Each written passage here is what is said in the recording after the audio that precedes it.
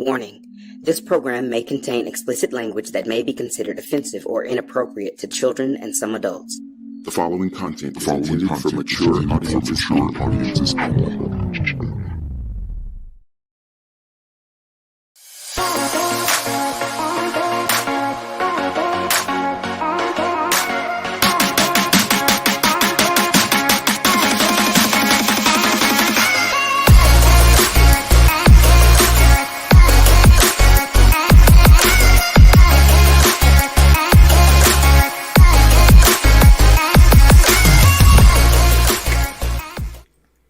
Hello, everyone, and welcome to Talk It Out, where we talk it out. My name is Durier Rashad. got a little phlegm. My name is Durier Rashad, and I'm so happy for y'all to be here today.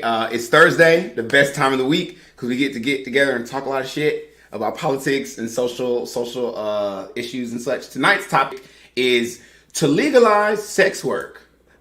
We found some people. We're going to talk about it. It was literally like pulling teeth, trying to find people who had an issue with legalizing sex work. But I think I found two-ish. So, all right. But before we get into that topic, and before we do our main, we introduce our panelists, we want to remind you all to head over to YouTube, especially if you're watching us on YouTube, and make sure you subscribe to our channel. When you get there, you're going to like this video, give us a comment, and click that notification bell so that when we go live or when we post new content, you get an update immediately. Also, while you're watching right now, go ahead and give us a share. Send it to your mom and your boyfriend and your sister and everybody so we can grow the Talk It Out family, of course. And make sure you follow us by going to WoNellyMedia.com. WoNelly Media is spelled WoNelly media.com. You can find us on Facebook, Twitch, YouTube by searching WoNelly Media. And you can search on on Facebook, WNM at Talk It Out. And on on Instagram, WNM _Talk It Out. Any of that information is found at the bottom of the screen for those of you watching and not listening. All right. So let's go ahead and introduce our panelists. Let's start with the returning panelists like we always do. All right. Now tonight, if you've watched with us over the last year, I think you're going to really enjoy tonight's panel. I must have been like half asleep when I put this panel together because I put them all on the panel together, all of the boisterous personalities that I could find. So let's start with Mo. Hey, Mo. That just lets y'all know this is the one I'm starting with, so y'all know what tonight's about to be. Wait, we're not talking about our favorite superheroes? I'm tired of you. If you go back and watch the last 6 episodes, you start out by saying that you think this is geeking out. This is not geeking out. Well, look, it's free publicity for your other podcast called Very true. Geeking Out. Very true. Which is every other Monday at 6 p.m., okay?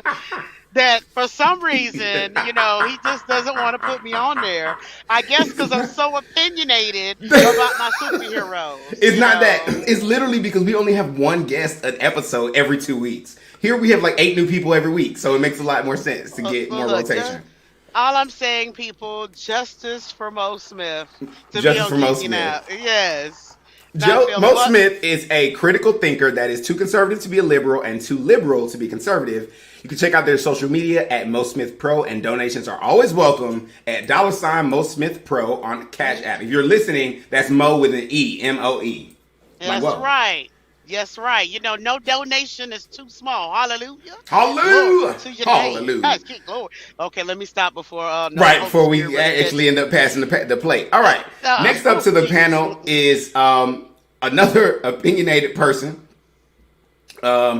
We're going to call the three of us the mouths of the South. Oh, Lord. Adding to the panel, Mr. Tristan Daniels. Tristan. Hey. What's up, buddy? Hi. How are you? Doing? I'm wonderful. Life is good. Excellent. Tristan is a whiskey lover, music connoisseur, Southern gentleman, and Netflix enthusiast. You can find him on Twitter and IG at Tristan Daniels. Now, but I haven't drank for a month. I did dry January, so I didn't drink from January 2nd, and I'm waiting to drink until Super Bowl Sunday. So you did dry almost January. Almost. Well, the first counts. Because someone asked me to come to ATL for brunch, and then brunch turned into, and you know how that goes. It was brunch. Speaking of brunch makes me think about Real Housewives. Speaking of Real Housewives, me, Mo, and Tristan are starting a new podcast, which will be a Won't Nelly Me production. It's going to be all about pop culture, music, reality TV shows, Ratchet, all that fun stuff. We're going to get on. We're just going to gossip about everything fun. It will be hitting. We're still debating on the title. Do y'all remember the two titles we're debating on? I think it was like sip this tea. Yeah, and then there something was like that. A Kiki, but then that's like a song, that's a scissor. Yeah. Song, so there's a whole issue with that. But y'all, we'll figure it out. Yeah. Worst case scenario, we'll have a poll and we'll see what y'all think, and we'll land right there. All right. Exactly. Vibes. Next up is a friend of mine from high school. We got two friends of mine from high school, but this one is they're both no strangers to the show. This one is that opinionated mama. Okay, it's Georgia Logan. How are you doing, Georgia? I'm tired, Okay. but I'm here. I'm here. But you're here. That's the most important thing. All right, Georgia Logan is a single Libra, mother of two beautiful daughters, who's addicted to running and fitness. If I see one more like behind the scenes LA Fitness picture or video or storyline, I swear my head's gonna explode.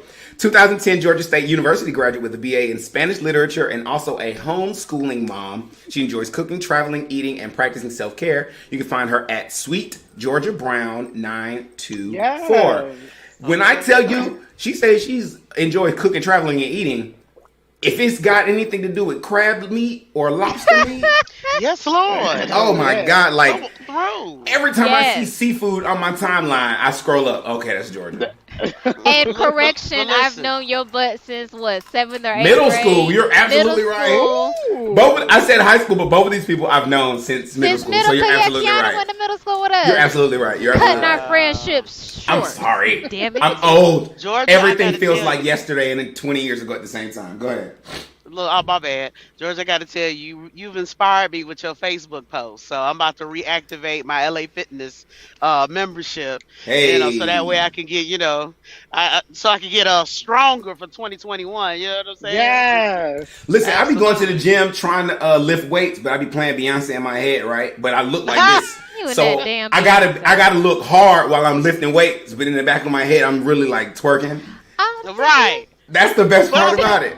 Right, but I see it's doing good for you, because You know what I see you got the gun show going Oh, on. I I was like, come Yeah. through legs, man. And the The titties legs are 10, now. bro. Like the titties are 15. Get out of here. Go away. Anyway, all right, next up for the panel is a buddy of mine from college. One of the most talented people I know. We were just talking about this backstage. He can sing, he can rap, he can write, he is funny. He wanted me to introduce him as just another guy named Jim. Our buddy Jim. What's up, Jim?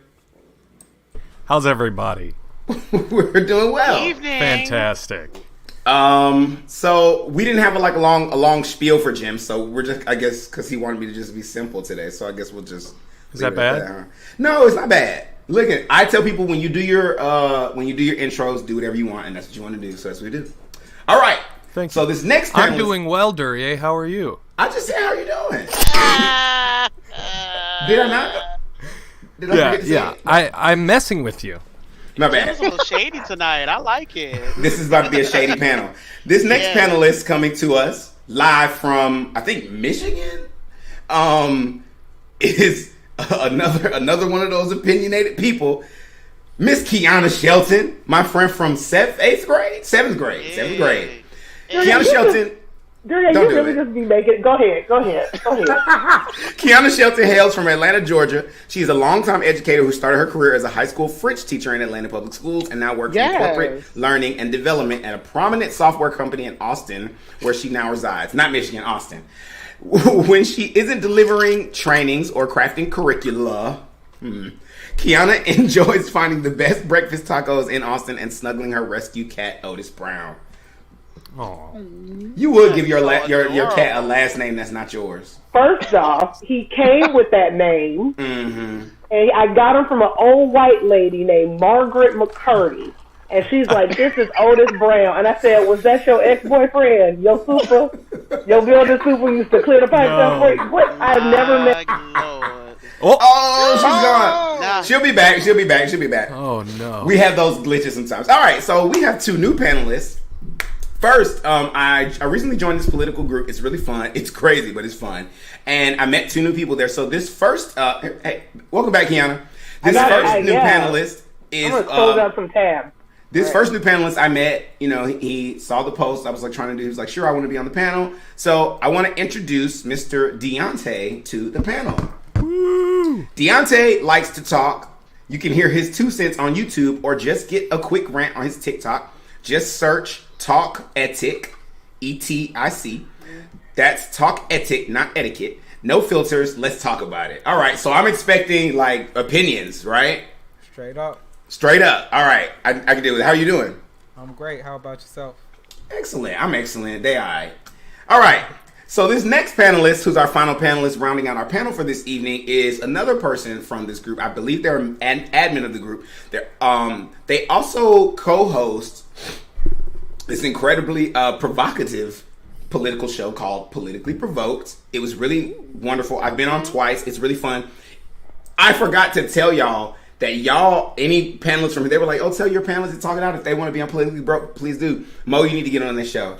Because they do debates. We don't debate here. We have conversations. They do debates. So y'all want that. Mo wants all that smoke. But introducing to the panel, Mr. Justin Lawrence. Thank you. Absolutely. Me on. Mo, come on. I'm not a debater myself. I try to moderate the debates, but it's fun. We like it. So okay, well I'll bring receipts, so be ready. Okay, yeah. That's why I want you to go, because the sauce. dude Todd on there, he always want to pull out receipts. He tried to get me to pull receipts. I don't collect the bones, but I know somebody who does. Okay, I'll send them your way. Well, you better put me as the bone collector. I am not Sheree. You're the bone collector. No, I'm not. All right. Justin Lawrence is the co-host of Politically Provoked podcast. You can find the podcast on Facebook at Politically Provoked or YouTube Politically Provoked. Make sure you head over to their channel and like and subscribe that as well. Everybody's doing great. Now it's time to head into our current events for this evening. But of course, before we do that, we're going to pause for a short ad break.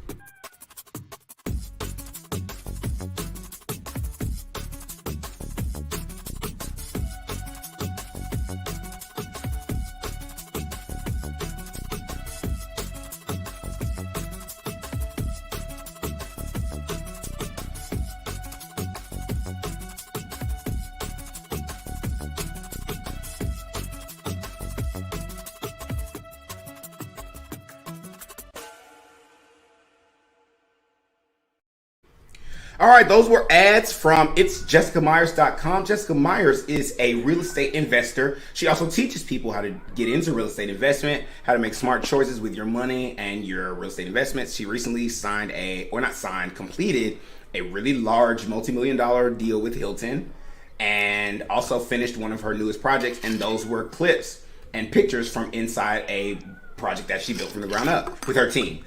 Also, that was advertisements from Rem Alternis, Master of Rem. They host Shadowrun RPG games every Tuesday. They also have a multitude of other events. They just set off a Kickstarter to fund a original graphic novel called Coddlesworth Clockwork Circus, which is a steampunk fantasy, which takes place in a different world where there's steampunk and magic. It's pretty dope. Make sure you check that out. They got it fully funded in the first day of their Kickstarter. So it's dope. It's good. Okay. That's Mr. Danny, who you see on the panel all the time. All right, let's get into some current events. So first half of the show, we do current events. Second half of the show, we're going to talk about legalization of sex work. So, all right, a lot of crazy stuff happened, so I don't even want to start. I actually have on Geeking Out, we do this thing called Ricky's Rant, where Ricky or she gives someone else a minute to rant. I'm not going to do a whole minute, but I do want to say something. Listen, if you are not a woman or a black person or something like that, you don't own other people's trauma. You don't own their pain. If you're not part of a marginalized group, you do not have the right to demand someone prove to you that they have had traumatic experiences. That is incredible, especially with the amount of literature that exists and interviews, television series, articles. If you want to actually know and you want to seek knowledge, there's so many ways for you to get that. Why would you ever want someone to like relive their trauma just so you can justify whether it's true or not? Okay, I just want to say that because I had an experience this week. All right. Yes, you did. I was on it. I was on it. Right. And it's crazy. And this was a friend of mine, but it also is just because you're my friend doesn't mean you can't like misstep. And sometimes when we misstep as human beings, it's okay to just be like, I misstepped.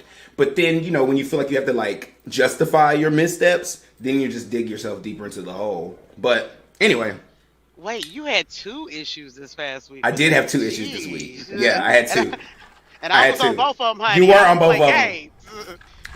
Listen, and don't come for my friends. All right.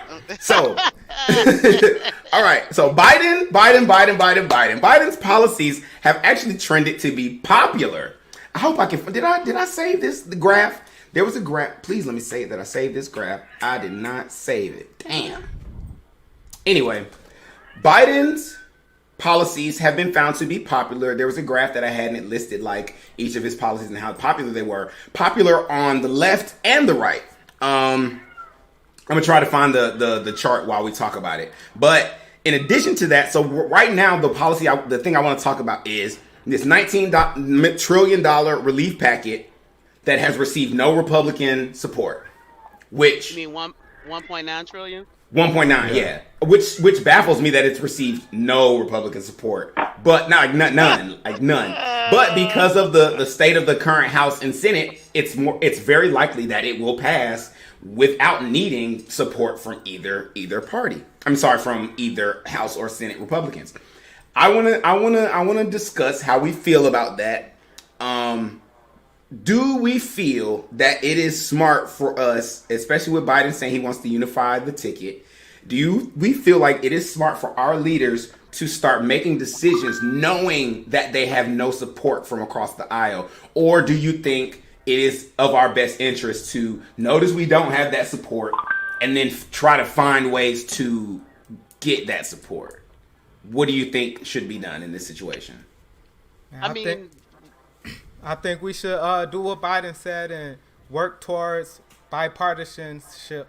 However, if the Republicans want to be stubborn, there's nothing we can do. We have to push these support out for the stimulus package. I don't think that necessarily the 1.9 trillion stimulus package is a good idea. Why not? Because there are a lot of things that he's tacking in there that it doesn't have anything to do with, an urgent need brought on by COVID. The stimulus package is supposed to be assistant for COVID, and he's just tacking things on. So I think it shouldn't pass from the Democrats. I think some of the Democrats need to, speak up and say some of these things ain't good. Can you give some examples? The $15 minimum wage. Oh. I agree. I agree with $15 minimum wage. Okay. I definitely do. But that's not something that has to do with COVID.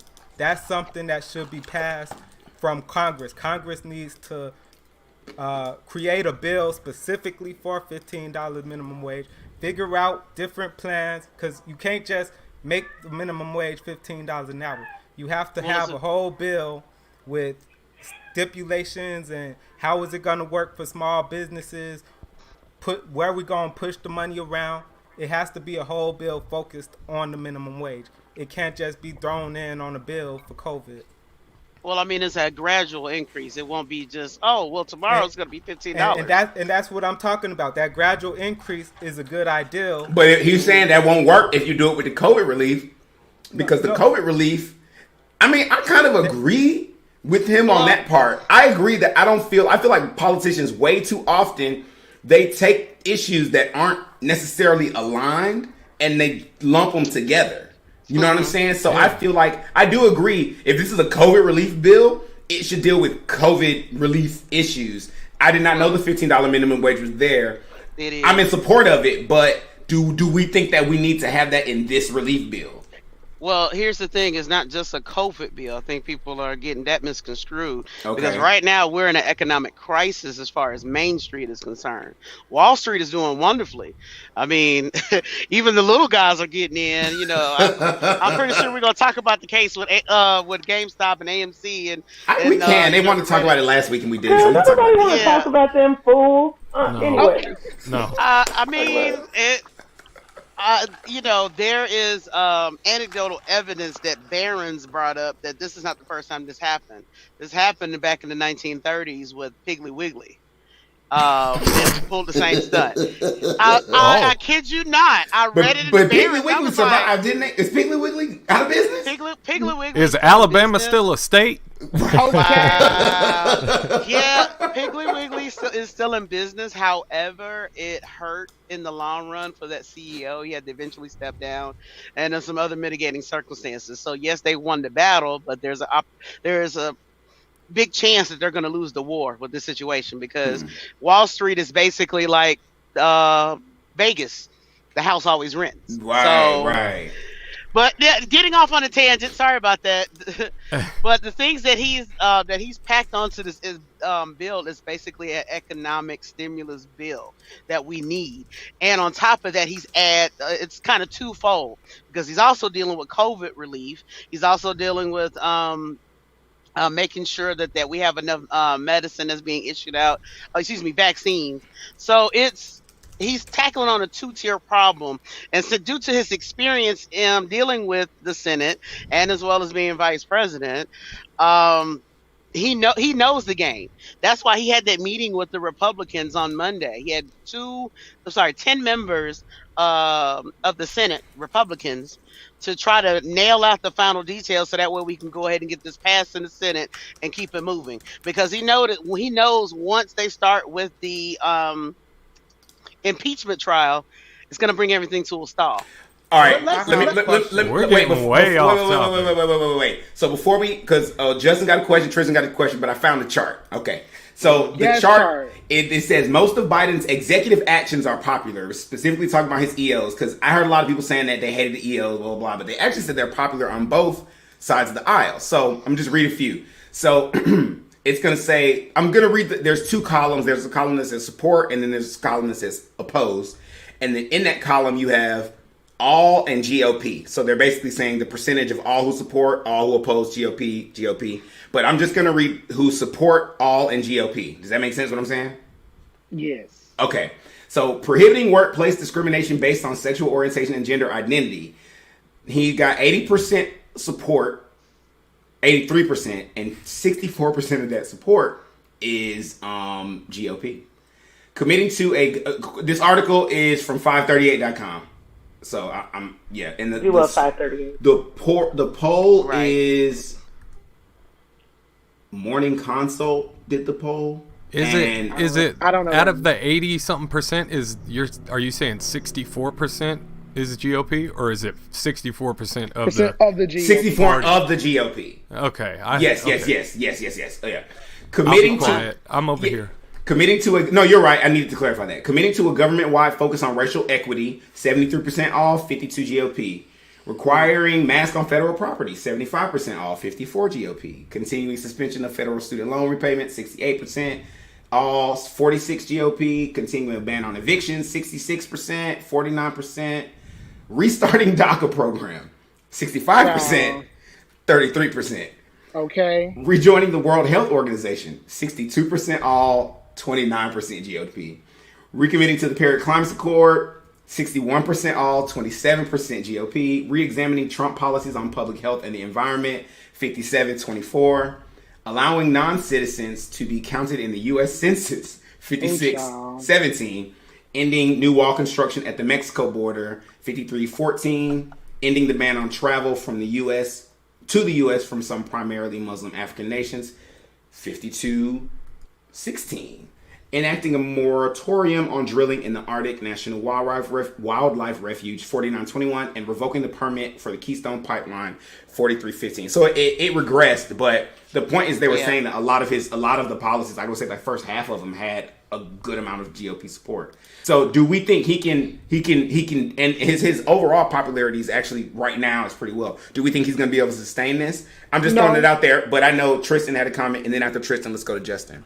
Well, I think the conversation that we're having is, if let's say they take the minimum wage part out of the bill, right? They take the whole minimum wage thing out of the bill, and it's just COVID relief. Republicans ain't gonna vote for it. They just not because it's Biden. We got to get over this idea that bipartisanship is going to exist, because from that side, y'all, I'm watching CNN right now. They got this Marjorie. They wouldn't even vote to get this Marjorie. She got removed from her committee seats, but the Republicans in the House. She did. She did. But the Republicans, none of them vote for her. Only 10 out of the 100 and some odd Republicans who were in. Oh, that's the number's not right. But only 10 Republicans voted for her getting her committee chairs revoked. Is that 10 more than anybody expected? Yep. Yeah. But no, actually no, because the 10 that voted for it are 10 Republicans who are in swing districts that are vulnerable to being won by a Democrat. So it still was politically expedient for all those people to vote against her. Because had they not voted against her, a Democrat would have ran, and they would have attached her in every single ad with that person. They would have lost. Republicans don't want. They don't want to govern. There's this idea that somehow we're gonna all get along and kumbaya, and I don't think that's gonna happen. Okay, Justin. Yeah, I appreciate what Biden's trying to do with the bipartisan support, but my opinion is the last 4 years there was no bipartisan support. So let's get our policies in there, and let's get them done, and then we'll kind of deal with the consequences later. But I think that more support's going to go towards these issues than if we were to kind of go the bipartisan route, because I feel like there's a lot of public support behind COVID relief. I don't think it should even be a partisan issue. It's not. Yeah. It's not really. It's not a partisan issue. What the issue is who's presenting the solution. That's really where you find the pushback. It has nothing to do with the fact that. Okay. Cats and sirens. I hear a kitty. Is that Otis? Otis is like, I need attention. Kiana, I feel like I get an echo from your end. I don't know what's going on. We'll figure it out. All right.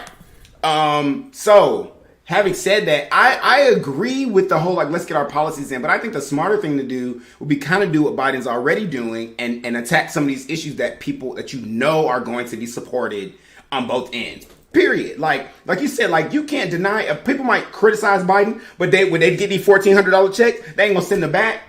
Okay, that part. Exactly. They ain't gonna send them back. So it might be 1,000. Either way, that's not $600, and they're gonna keep that $1,000. The point is, they can criticize Biden here and there, but they need that COVID relief because we're all people and we're all struggling right now. Half of that stuff on that list was stuff to help us get through COVID. Even those executive orders, like extending the student loan forgiveness, extending eviction protections, those kind of things. No matter what side of the aisle you land on, you don't want to get kicked out of your house because you can't pay your bill because because the freaking economy shut down. So yeah. I was listening to Pod Save America, and they were basically saying that bipartisanship is just basically political jargon at this point. It's not really going to happen, obviously, because the last 4 years the Republicans just kind of rammed everything through. Mm-hmm. And I think if you just go back and read all of the executive orders, they were basically just reversing the things that Trump did. And that's why they're popular. And like you said, these people it's about saving these people's lives. You don't want to be the one that puts the homeless person out on the streets. That didn't make sense. The person with a home to the homelessness of the streets. What? Sorry. It happens. I have those moments. No. All right. Say it. I'm done. I was just fucking with you, and again, I was like, look, my friend's struggling on the international internet, so I'm gonna let him get himself together. I mean, basically, what I'm saying is these people don't want to seem inhuman. That's why it's popular on both sides. Okay, absolutely. Because you're right. Like, I think after this last election, these not Republicans, these politicians have woken up to the very real possibility that you can't get comfortable in these positions thinking, oh, well, because I've always been, it's a red state, that kind of stuff. That's really out the door because you have more people identifying voter suppression and then going out and then doing something about it. So these things just aren't going to happen flippantly and without consequence anymore. Well, let's not forget. Hold on. So let's go to Deontay and then Nemo. I mean, here's my whole thing with what everybody seems to be saying is let's push through what we want to do now because we hold all the positions. And they saying that bipartisanship is basically dead. That's something that we don't need to let die. Yes, all 4 years Trump has been pushing through his laws, and then 8 years ago when Obama was in office, the Republicans were denying everything that Obama wanted to do. But what we do now is going to determine it getting better or worse as we move forward. 4 years from now, Republicans might hold office. And what happens when the next Trump in office decides to say, well, I want to put all the guns on the street, or we going to cancel all abortions and we're just going to do it without any support. Sooner or later, we're going to end up with a dictatorship system, a dictating system, and it's not going to be good because we're just letting it happen when it benefits us, and then they let it happen when it benefits them. Couldn't we argue, though, that is a little ahistorical, is it not? That's already happening. Right. Yeah. Like we've been playing nice for how many years we've been enslaved? That's how long. And I'm like, when did moderation and conceding to the status quo get us anywhere? No, they was worried about, they gonna add more Supreme Court justices. Bet I want 20 of them. Next up, they be like, I'm gonna bring it back. You don't even have to be a lawyer to be a Supreme Court justice, bitch. Stacey Abrams can be a Supreme Court justice tomorrow. Yes. Let's do it. She actually has a law degree. Don't let me shame my girl. My girl went to law school, but Yale graduate. Thank you very much. She went to law school, but you hear what I'm saying? Like, it could be anybody. Yeah. So I don't know if I agree with we have to play nice because in the future, no, the future is now, the future is here, and we already not free. So nobody plays nice in politics. It's not a nice game to play. Right.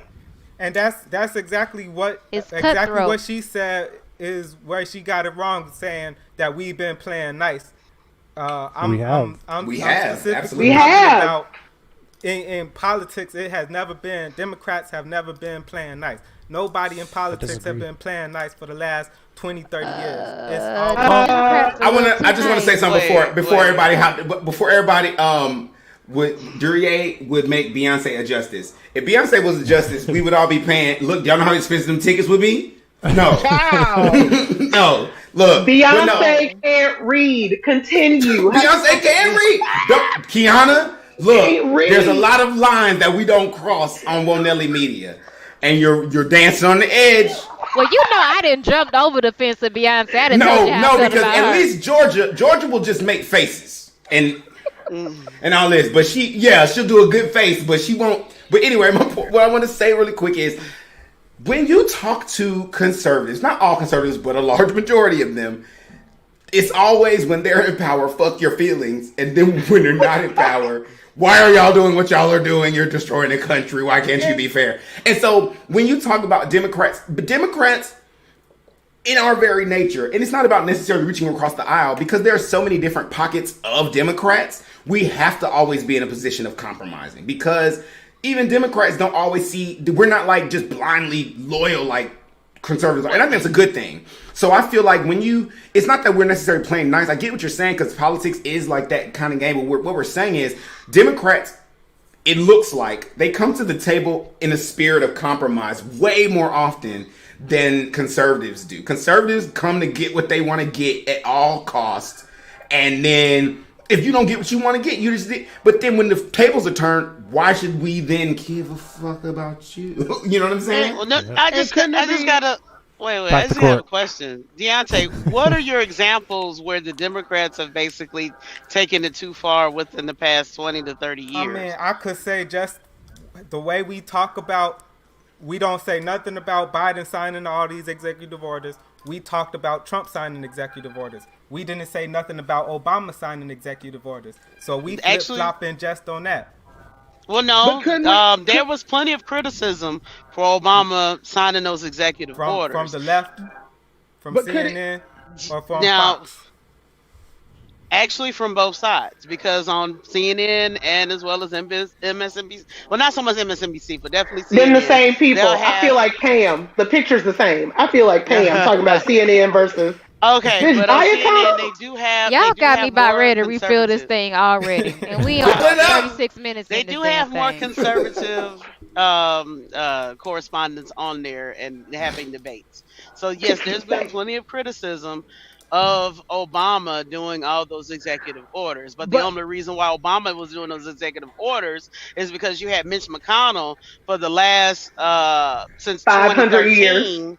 Well, since 2013 when he became the majority leader in the Senate, he basically stated he was going to be an obstructionist. He stated that he was his main focus, damn the American people, his main focus was to make Obama a one-term president. And it didn't work. And when that didn't work, he said not on my watch. So I come to a point where you have a platform saying these are the things that I am for the American people. This is what we want to do for the American people. So well, he knew that he couldn't keep getting it from the Senate, so he had to do something. That's why the executive orders. I can piggyback on that, Mo. If you look at like the American people, the public popularity leans Democratic. Most people want health care affordable. Most people want no debt after college. Most people want affordable living. Most people want to smoke a lot of weed. Most people want, a whole lot of things to be done. And that's what I think the Democrats bring more than the Republicans do. Democratic leaders tend to align with their populists more than Republicans. Yes. Mitch McConnell don't give a fuck about the people of Kentucky. He really doesn't. Okay. But they've been electing him because he's Republican. Because he's Republican. That's what I'm saying. Like, here's the thing: is that wait, there's twofold. Blind allegiance. It's blind allegiance, but also you have to remember there's a high level of voter suppression that's happening in the state of Kentucky. Yeah. They had it where basically there was only one absentee ballot box per county. Well, the city of Louisville is its own county and has over 300,000 residents, but it only had one absentee ballot. Also, I blame the Democrats because they put up a terrible candidate as far as for the election, where they were calling her a pro-Trump Democrat, and she leaned into it. Couldn't it be argued though that not leaned into it. Elections she did have consequences? Yeah, elections have consequences. So if your party loses, fuck your bipartisanship. You lost the White House, you lost the Senate, you lost the House. You literally lost all. You lost 2 branches of government that you can vote for. So therefore, that means the people at large made a choice, writ large, that we not fucking with what the other party is bringing. If you don't like what Joe Biden is doing, if you don't like that the House is doing this, if you don't like that the Senate is doing this, the House gets elected every 2 years. If you don't like what they do, you can kick them out. Period, point blank in the discussion. If you don't like what the Senate does, you can kick them out too. In 4 years, if you don't like what Biden does, kick them out. Well, let's just slow our roll, because I think Mo brought up the best point of the hour, and this is my general PSA to everybody. We're not gonna bother black people about if we vote, how we vote, where we vote, and if we vote. Because my whole thing is this: we have been voting in large numbers historically. To say otherwise is ahistorical. So what we have to remember is it's not just as simple as like, oh, we gonna show up at the polls. Well, when every natural thing in life is keeping you from doing that, your vote doesn't matter anymore. So we're not gonna yell at black people. So what I would say, rather than like vote, like, oh, you don't like this person, you don't like this person, you don't like this person, I think there needs to be a clear understanding. It doesn't matter what side of the aisle you're on, everyone is a white supremacist. Y'all love AOC, y'all love that white Latina, and that's your king? Fine, go with it then. Like, that's where I'm at. So my whole thing is We not excited about none of y'all niggas. But what I really would caution people to do is to understand that when it comes to what they value, what they have, and in terms of representation, our enemy is not each other. Our enemy is not the GRP. Our enemy is not Democrats, Southern or otherwise. The enemy is whiteness. And that's why we're still stuck in this, because what white person, AOC included, is going to go ahead and vote against their own little interests? It doesn't matter what white person you have running in the state of Kentucky Democrat, they're all going to vote for whiteness. I want to say something really quick. I want to say something really quick, just because, especially because Justin, we were talking about this last night. When someone says whiteness, they don't mean like that you're white. They don't mean, they mean those, like, it's about the criteria, you know, white Christian, Southern, not Christian, white Christian heterosexual men who are rich, right? Mm-hmm. Those things, basically. And so wherever you align on that spectrum, you're gonna, if you prescribe to that thing being above the others, oh, my wealth makes me better than, or my manhood makes me better than, et cetera, et cetera. So that is what we're saying is the real issue is that ideology that if you're one of those 5 things, you're better than, and your rights and your wants and needs come before and supersede the rights of those who don't align with those things. However, I will say this: that's what this country was founded on. Which a lot of people still won't admit, though. Yeah, it's crazy how a lot of people will not admit that this country was created with that intent. It was created by a group of rich white men that was not loyal to the crown because they didn't want to pay taxes, and they would make jokes about the king, talk about how he was a crossdresser. But I mean, facts are facts. So. I think that we have to, but you know, I do understand, you know, not browbeating urban communities about not voting, but we do have to still hold each other accountable to not continue this, and start using the tools that we have and beat them at their own game. Because, for example, right now, Georgia went blue this past election. Thank goodness, hallelujah. Biden got into office. You had 2 Democratic senators. Georgia had the first African-American male senator in their history of being a state. So we're talking about 1776, because Georgia was one of the original 13 colonies. Now, what the state of Georgia is doing, sorry about that, my CB. Trucker life, hashtag trucker life. Now what you're having is that because the Georgia legislature goes in office between January and March every year, you have the Republicans, the Georgia State Senate, as well as the Georgia State House. They're putting up legislation in order to change voter rules, where now you will not get your they're trying to put it where you wouldn't get automatically registered by getting a driver's license. You also getting the option for absentee voting blocked unless you're over the age of 70 or you're on disability. So you would have to have a reason in order to get an absentee ballot. And on top of that, limiting the amount of absentee ballot places where you can actually drop it off. So voter suppression is real, is alive and well. And we know that the other side of the aisle will do lie, cheat, and steal, bend the law, whatever they need to do in order to get their agenda accomplished. Now we're having the Democrats, they're actually starting to have a little teensy beatsy bit of a backbone, and now we want to criticize them, saying, well, if we continue to do that, then that means the Republicans are going to do whatever. Well, honey, the Republicans are going to do whatever, period, regardless of how lenient and how strong you are within your convictions. So we're just gonna have to get on the bus and keep it pushing. So we're going to move on to another topic, unless anyone has anything pressing they want to say about that. I just want to say one more thing is we need to end gerrymandering. That's a big problem, and it suppresses a lot of the vote. Yep. So if you look at the districts, the way that they're drawn, it's a big problem, and that we need to end it. Fill out your census. Yeah, fill out your census. Right. So we're gonna hop back and forth. But y'all don't want to count people who live here in the census. So talk about me some more. And y'all also don't want to get the right data analytics on that census data. You don't have enough people to process it. Okay, you still over here. See that? You know what? Okay, but fill out your census. See, that's that shit. Like, go vote. Okay, but fill out your census. Okay, quit telling that shit. Quit telling me stuff I already.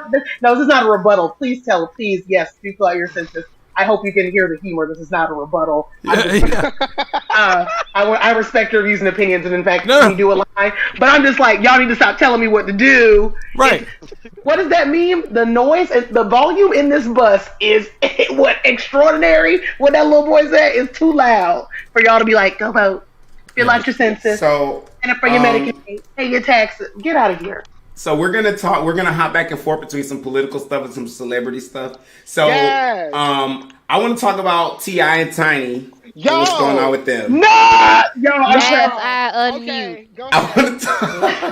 Goddamn. I want to talk about T.I. and I'm Tiny. pressed. So here's the little bit that I know about what's going on with T.I. and Tiny. So T.I. and Tiny have been accused by a woman of similar activities to they did it. to Bill Cosby. So here's the thing. The issue is that they're saying, they drugged some people and took advantage of them against their will, et cetera, et cetera, et cetera, et cetera. Now, I generally don't talk about this stuff because I wasn't there. And I feel like this is how I feel about when women or people come out and they talk about being sexually abused. I feel like lots of people need to be heard and they don't want to be heard, or they're afraid to be heard. They don't come forward. However, whenever a person comes forward and lies, it makes it so much harder for those people who actually have been abused, because what happens is the people who lie and then it's found out that they lied, then the next person coming along gets an eyebrow raised instead of being believed. So I personally feel like people who lie about that should be up for, if not the same punishment, severe punishment, because it's not even about the damage it does to the person's reputation, which is a lot. It's more about the damage they do to other sexual abuse victims who may be afraid to come forward. Now, I'm not saying that to say that this woman was lying. I'm not going to say my opinion, but I will say this. I saw T.I. Y'all can say y'all opinion. So T.I. got out and he did an Instagram live, which is why I decided to put this on. I wasn't going to do it until I saw his Instagram live. His Instagram live was very moving to me. It was very moving to me. Not like I cried. It came off to me, as very sincere. Agree. So, I'm Wait, not done. I'm not done. Look, man. It came out to me as very sincere. The way he talked about, and he didn't really defend himself. He defended his wife.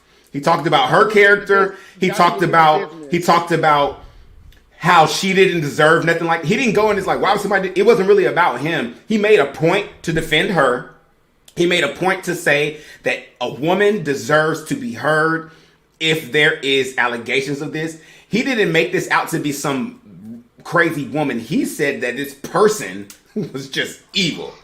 He didn't make this a gender issue. He didn't make this about, he just said that this person who has a history, a documented history of violence and false accusations towards him and his family is once again doing it. And that's not fair to his wife and to other victims of sexual abuse. That is why I took it as sincere, because it wasn't about him clearing his name. It was really more about, that's how I took it. So I kind of want to hear, and he was very leery not to in discrediting her.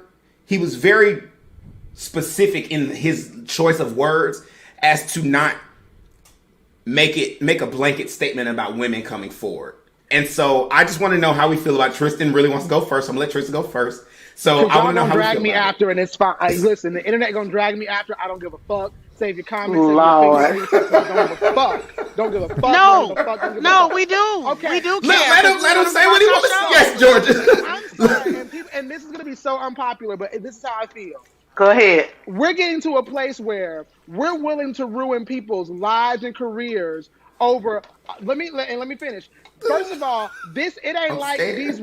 These women haven't. Georgia, give me some. These women have. Hold on. Let me be clear.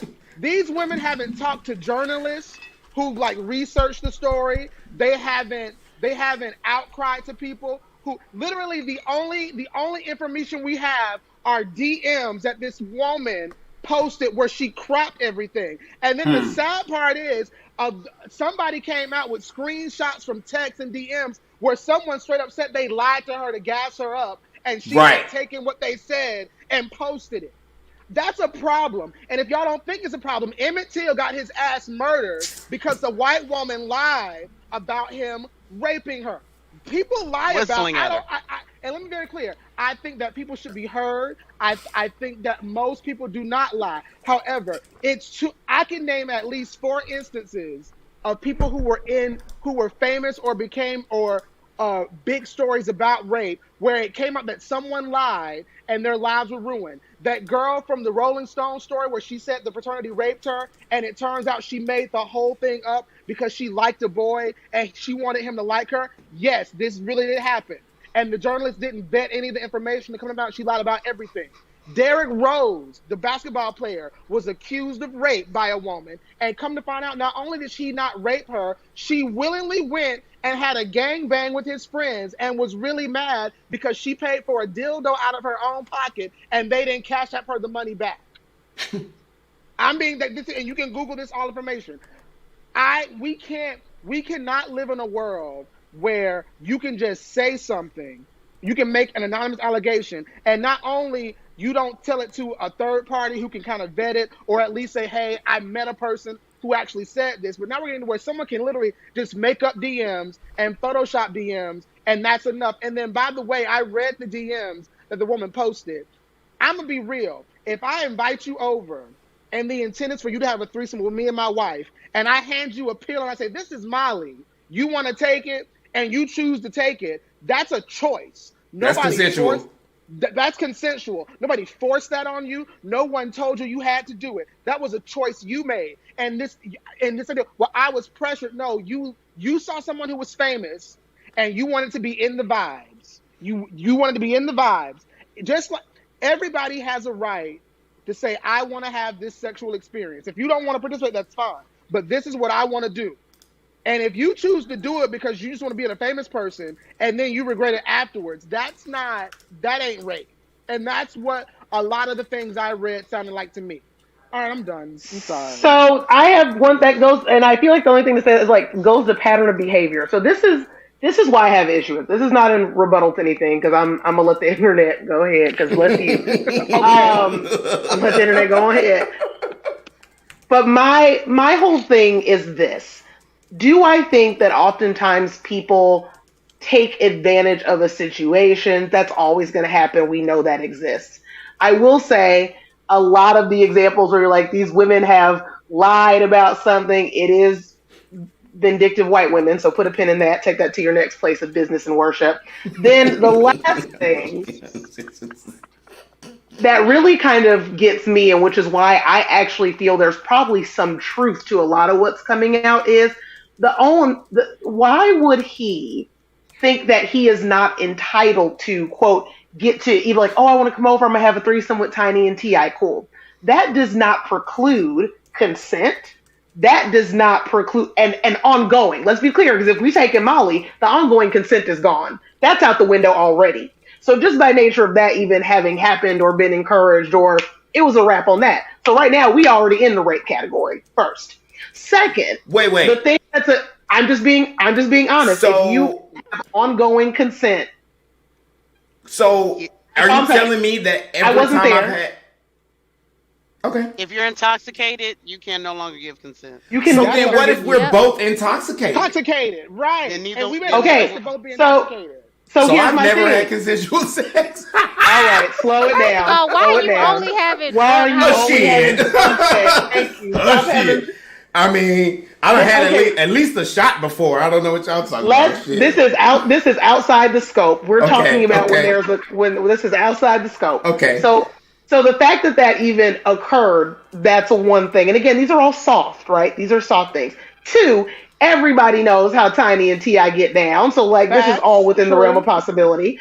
And then on the third piece, why would I expect a man who thinks he has dominion over his own daughter's bodies to be a consenting, cognizant, respectful person who didn't feel entitled whether that's through coercive means. Clearly, we got drug use. There's coercion there. You don't need to be rolling if they all about it. Okay, I'm just being real. So my whole thing is, yes, can you cast the on like, What oh, is they this girl, blah blah blah, so and so and so and so. Okay, I cannot. But this altogether, he has a pattern of behavior of entitlement, of misogyny, of not disrespecting women's bodily autonomy, and these are just people he's related to. You mean not And I respecting agree with their I agree autonomy? with all those things. So I'm like, I can't. Fuck him. I'm just saying, I can't be like my man has been set up. Well, the rest of your behavior seemed pretty aligned with the fact that you did that shit. That's just me. That's just Now, me. And I want to say this really quick. I want to say this. So I agree with both of what y'all are saying. Yes, Tristan, I agree with both of what y'all are saying. I agree that, yes, Kiana, about his pattern of behavior does raise an eyebrow. But I also agree with this with Tristan. We're not talking about a person who's with the police. We're not talking about a person who's with an attorney. We're not talking about a person who's an outcry witness. We're talking about a person who went to social media to And not in my even opinion, on social media, a random girl, so a random person social media that she don't know from Peter from Paul. So my thing about it is, and I'm not saying like how a victim should respond, but like, well, that is what you're saying. No, I'm not. I'm saying to me, I'm not telling you. I'm saying that at some point when you're talking about when you want this legal repercussion. Okay, so what do you want? If you want a legal repercussion, then why aren't you going about any legal means? Well, can I have a question?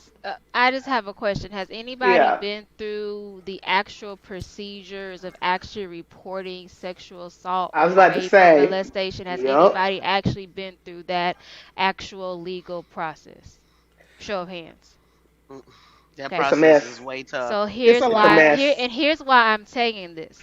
When a victim comes up, no matter if you personally believe that person is right or wrong, the people who are doing the investigations, they do not call any sexual assault victim a liar. You can't do that. Legally, you can't do that, and ethically, you can't do it. It doesn't matter if she's coming up with random ass screenshots and they're cropped or whatnot. That person is coming to you. You have to do your job. You cannot call any, and this is what's been told to me because I have been through the actual legal process of reporting it via, I won't tell you the means, but I've been there and I've done that. And what is told to me is I literally asked them, so how do you go about this? How do you know if someone's lying? And the response from the caseworker is, we are not allowed legally or ethically to call anybody a liar. Now, whatever social media wants to do after that, whatever people want to do, that's on them. So that's why it gets so far. So I agree. If her history says that, okay, she lies and she reports this is that and that, but on the other hand, like Kiana said, you got a woman over here. Oh shoot, this thing is inverted, my bad. You got a woman over here who apparently is a liar, and then you got a man over here who's sitting here checking his own daughter's hymen to see if she lost her virginity or not. So first of all, that is a mix-up for disaster right now. With regards to taking the Molly, I would just say this. I went to a party. It was a bonfire or whatnot with all my coworkers. Granted, I was the only female, but my boyfriend was there. Okay, I was drinking, I was smoking, doing all this stuff. We all were. Everybody was. Okay, I go to my car, and I go sit in my car, and here comes my boss, who looks around and makes sure no one's looking and sexually assaults me in my own car while they're over there. Now, here's the reason why I didn't come forward. Because of what you just said. The Molly. I didn't come through. I did not report it because I was drinking. I was smoking marijuana at the time, and I was going through a nasty divorce. So I didn't come out. So to say that, oh, because you took Molly or because you smoked weed or you took 10 shots, it doesn't matter. And here's the other thing. Agree. Well, hold on. And here's another thing. if we're, let's say all 8 of us are in a hotel room having an orgy or whatnot, and all of us are sitting here popping pills, it does not give, let's say Justin, the right to do something to me that I have made clear that I don't want done to me just because we're intoxicated. So it could have been one of those, okay, here, I'm here for a threesome. Don't do this, that, and the third, or I don't want this done, or don't tie me up, or don't gag me, or don't do anal, and they're doing all these things that she didn't sexually agree to in the beginning, then yeah, you pretty much assaulted her. The Molly doesn't matter.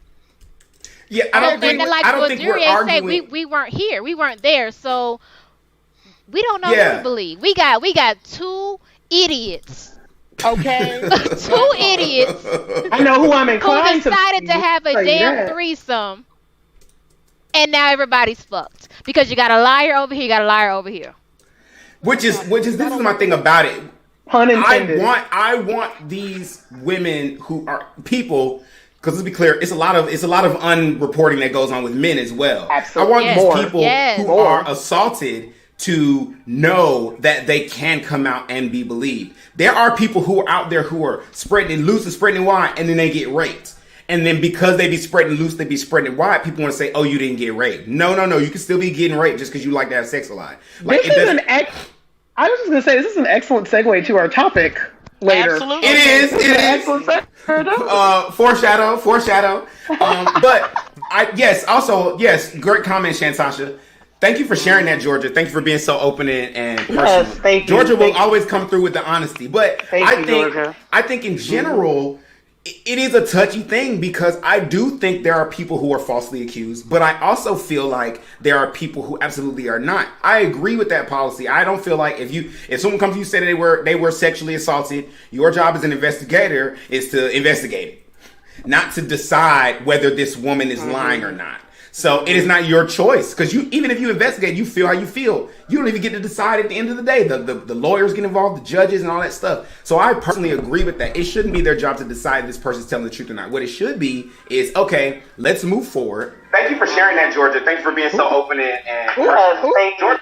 From 5 years ago, too. Okay. That 5 year ago echo. Can I clarify? I just want to clarify something because I don't want. You can't clarify on my show. No.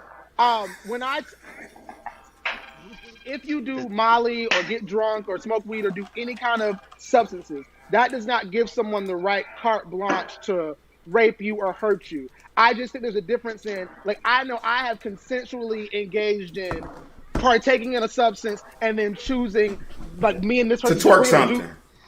We gonna do this thing and then we gonna do this thing.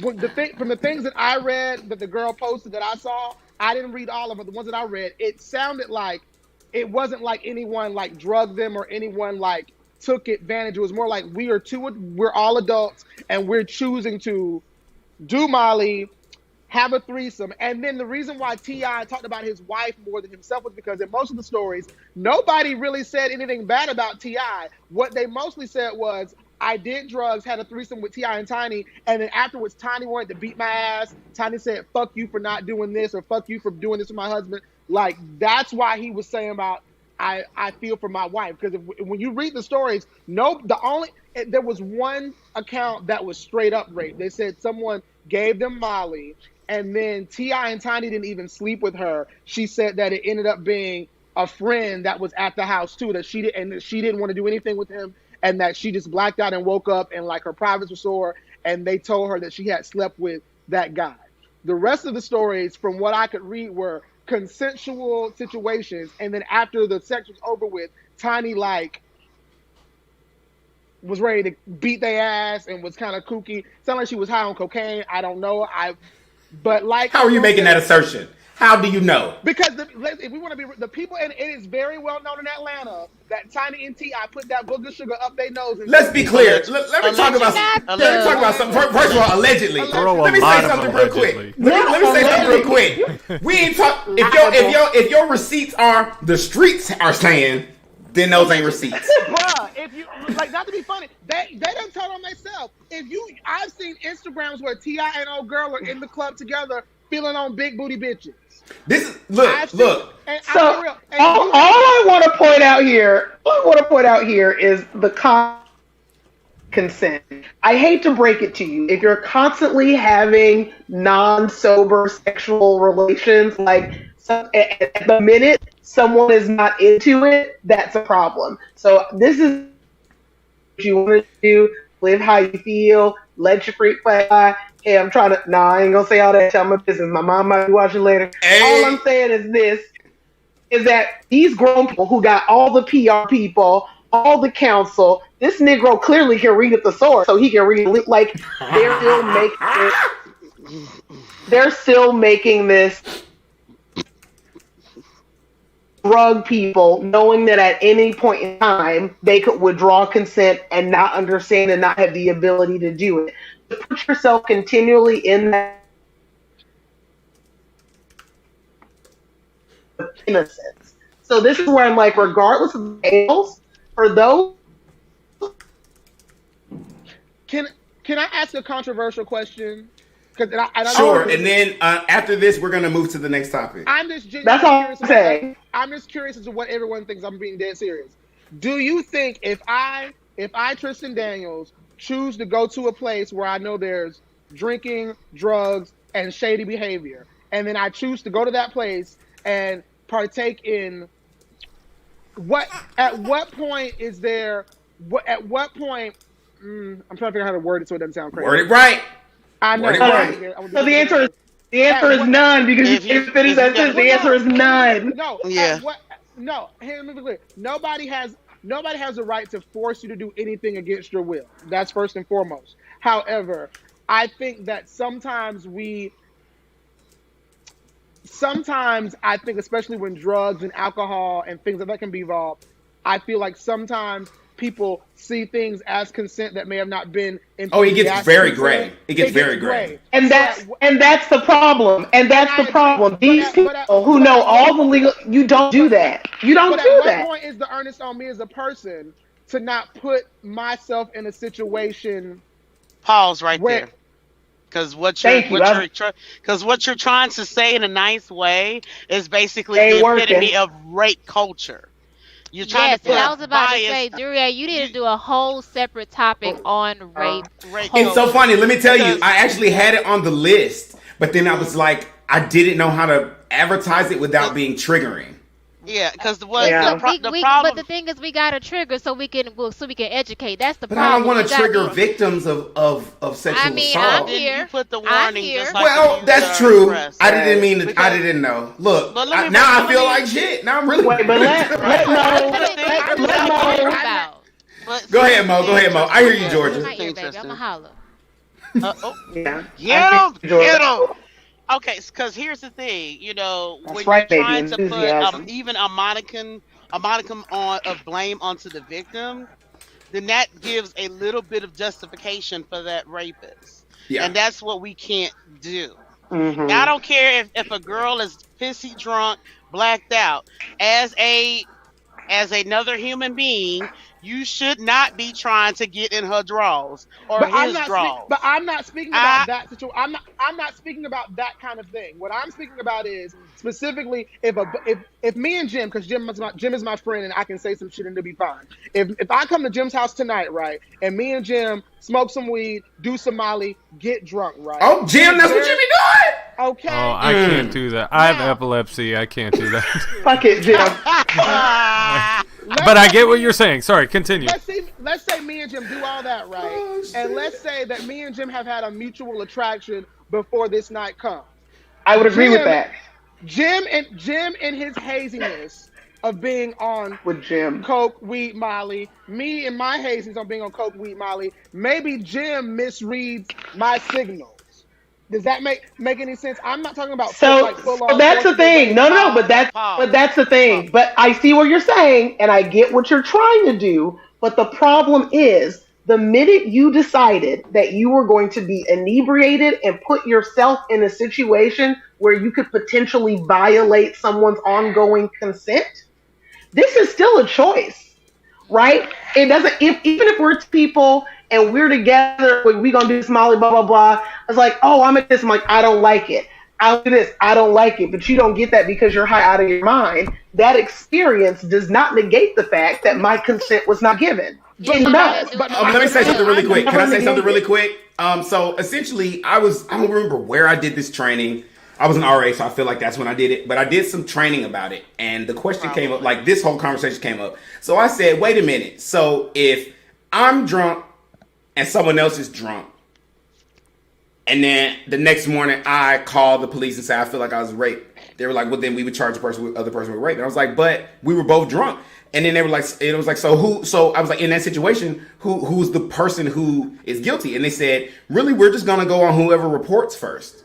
So essentially, once you are both not sober, you have opened the door to possibly be accused. But and I know that seems very heavy for some people. That's why they're rape kits. That's why they're investigators. There are people, I mean, it might sound like a gray area for us, but there are people who go to college who have masters and PhDs to literally pick through somebody's psyche. For example, if a child comes to you and say that I've been molested by so-and-so, you never ask that child, well, how many times did it happen? And people don't know that.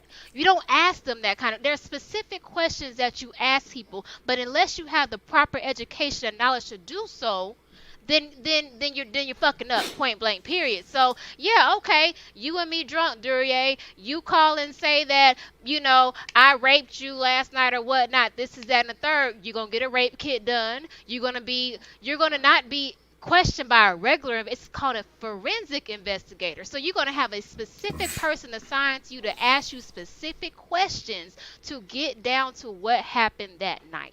I'm so tired. So, can we be honest?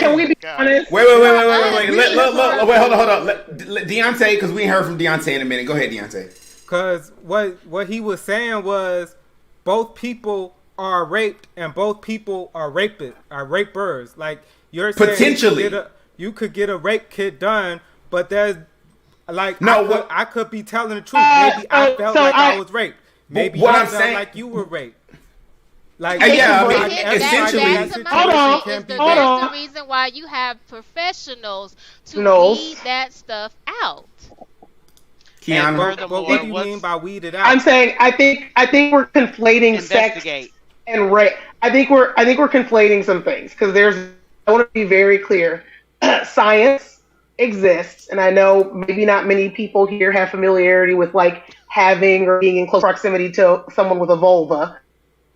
Ooh, the shade. That's not my ministry. Ooh, the shade. And that's okay. I feel very attacked. I'm just saying, in the event that you are, right, we can make scientific distinction between when sex is wanted. The body does things. And that is true. Like, there are tears, there's bruising, and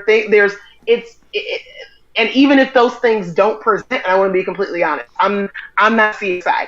Even if none of those factors present, even if there's some spurious behavior beforehand or afterward, I want us to be very clear. When someone comes, reports any type of sexual abuse, assault, harassment, right, that is something to always take seriously. This is not even an innocent till proven guilty scenario. What we're talking about is believing people because the consequences of not are too high. The way I see it. The consequences of not are too high. I don't care about the fall from grace of an athlete. Fuck it. I don't care about somebody's career. Your wife leaves you, whatever. You shouldn't have been. I don't care. The trauma of potentially not believing someone who has had that experience, I would rather err. And you'd be like, my whole career. Okay, cool. And fuck you and your career. Fuck you and your career. I'll take that. Hold on, everybody. Hold on.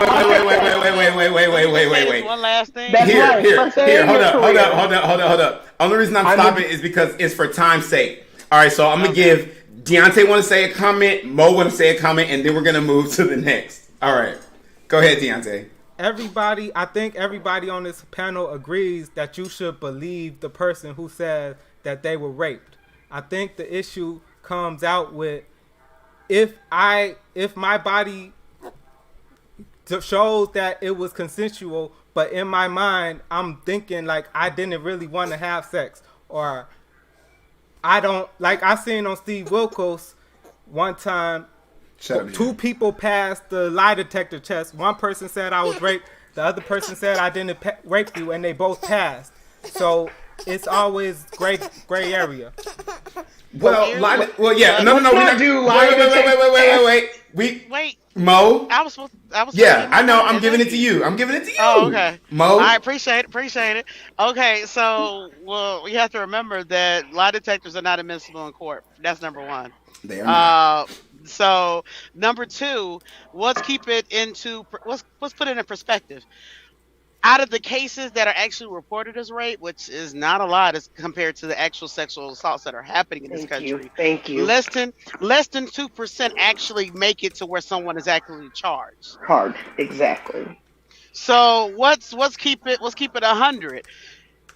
That rape culture is causing a lot of this gray area, and so we need to take responsibility from everybody to get this nullified. Because, for example, Tristan was trying to make a point about, where does it have onus on the person?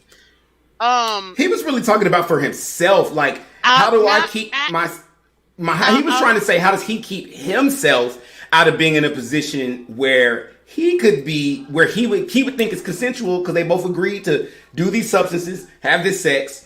And then the next day, it's like, I didn't want, how does he keep himself from being in a situation like that? You gotta be careful who you do drugs with, number one. That's number one. And number two, you can't do all them hardcore drugs with just anybody. Right. And number two, I think you start having some actual conversations instead of trying to romanticize it and try to slip in, Ain't that the point? Unintended. How pun definitely intended. Because you trying to pull the panties or the drawers to the side and try to slide through, and that person may not want all that. Surfboard. I'm a bottom, so I'm not sliding through anything. Stop it! Solidarity, Tristan. But it's still called having communication.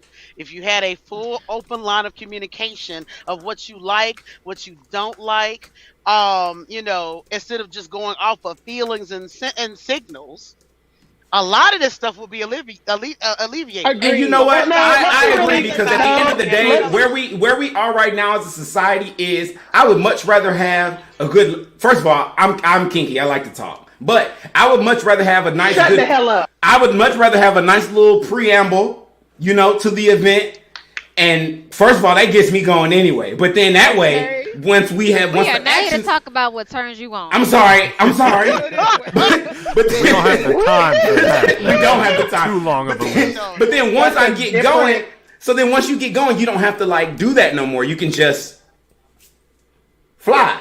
So I agree, and I do feel like sometimes people aren't taught. I feel like, anyway, I feel like people are not taught how to talk about sex. Very attracted to Jim. Yeah. After that, and if you talk about sex, people are not taught how to talk. Now, people aren't even taught. Some people aren't even taught. Some people aren't even taught about sex. You have to realize we still have the sexual education issue in this country. But specifically, we don't have 5 hours for this. Right, episode. you're right. So let me stop. So we're gonna stop. We're gonna move. But I'm gonna just say that. Talk about sex. The top when you have the sex education / rape culture topic, I better be on here. Do you understand me? Call. I don't know, because I'm gonna start charging some of y'all to be on my panels. I'll sponsor Georgia. I'm gonna sponsor her. Look, all right. Get the donation. Donations, okay? So we're about to head into our main topic, which actually ties into our it's gonna go right back to where we are. I just know, which is fine. We're talking about our main topic tonight is legalization of sex work. But before we do that, I'm gonna remind you all to take this moment to share this with your friends and your family. Make sure they come and join us for the second half of the second half of the show. And we're going to take a 30-second, maybe a 60-second ad break, and we'll be right back. Hey, everybody. Perfect. My name's Chris. I'm Duryea. I'm Ricky Z. Justin. And Julian. Have you heard about Anchor.fm? It's the easiest way to make a podcast. First off, it's free. Oh, I love free, especially when we're talking creation tools that allow you to record and edit right from your phone and computer. And Anchor will actually distribute your podcast for you. So as soon as you're finished recording, you can be heard on Spotify, Apple Podcasts, and many other platforms. and you can make money off of your podcast with no minimum listenership. It's basically a one-stop shop for everything you need. So head on over to anchor.fm and download the mobile app now. And make sure you come back and geek out with us.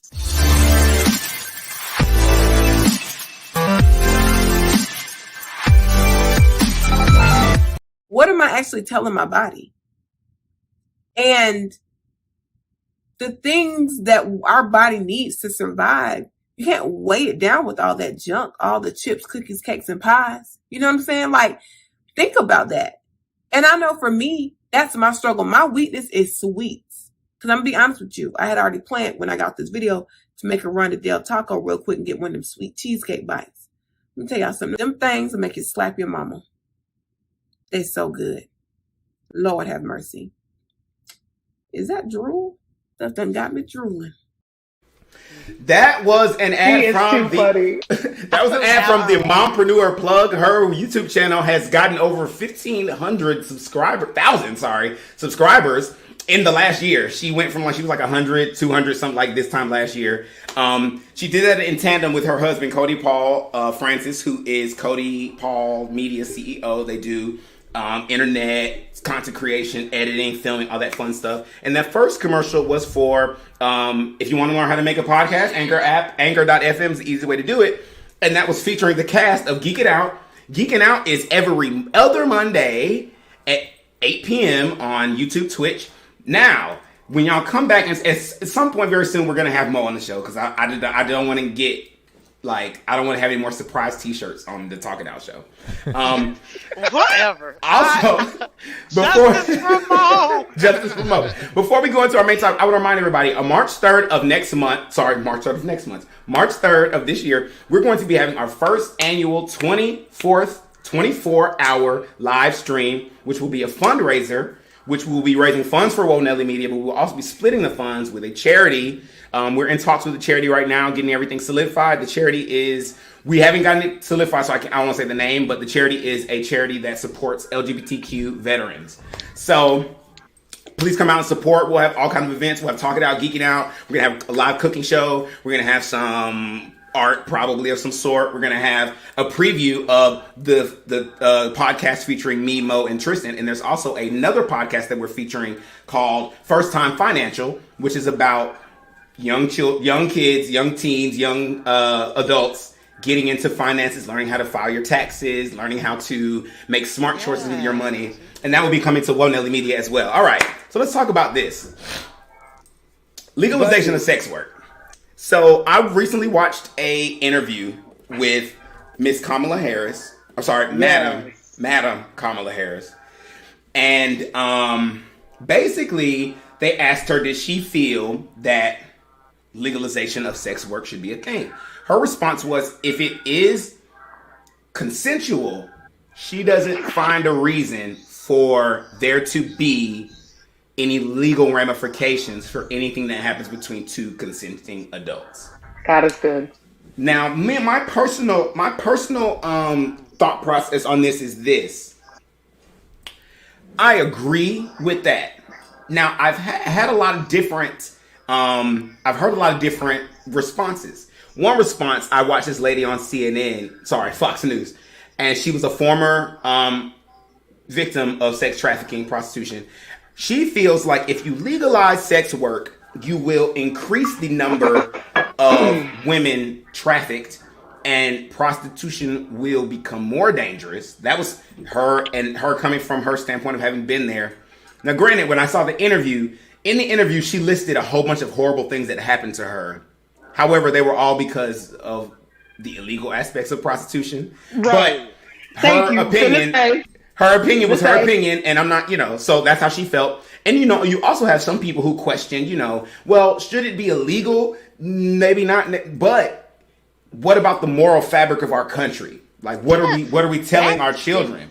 What are we teaching our children? So we're going to have the conversation. Let's open it up. Let's talk about it. Who wants to go first? Just give me a raise of a hand. Kiana? Fuck them kids. That's really the try. And I'm an educator. I love children. I'm a mama. Thank you. Fuck them kids. The minute you start worrying about something. Thank you. The minute you start worrying about some niggas who can't pay bills or walk or change their own ass, who cares? She said or walk. Right, fuck them kids. So what I mean by this is there's really the moral fabric of our country has been based on basically like female sexual turpitude, and that's not really like what should be making up the moral fabric of our country.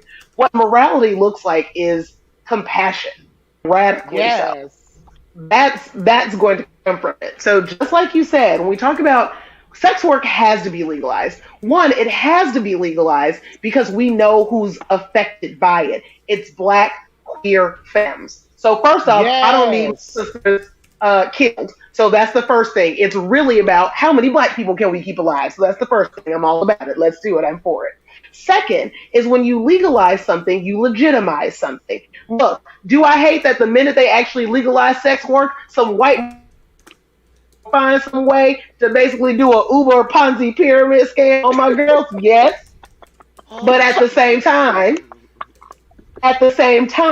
the minute we start to take away penalizing poverty, that's really what we're talking about. We're not talking about your high-end escort from those HBO shows. That is legitimate sex work. And like, praise God, I have people I went to school with, like, they do that work, they do it safely, blessings to them.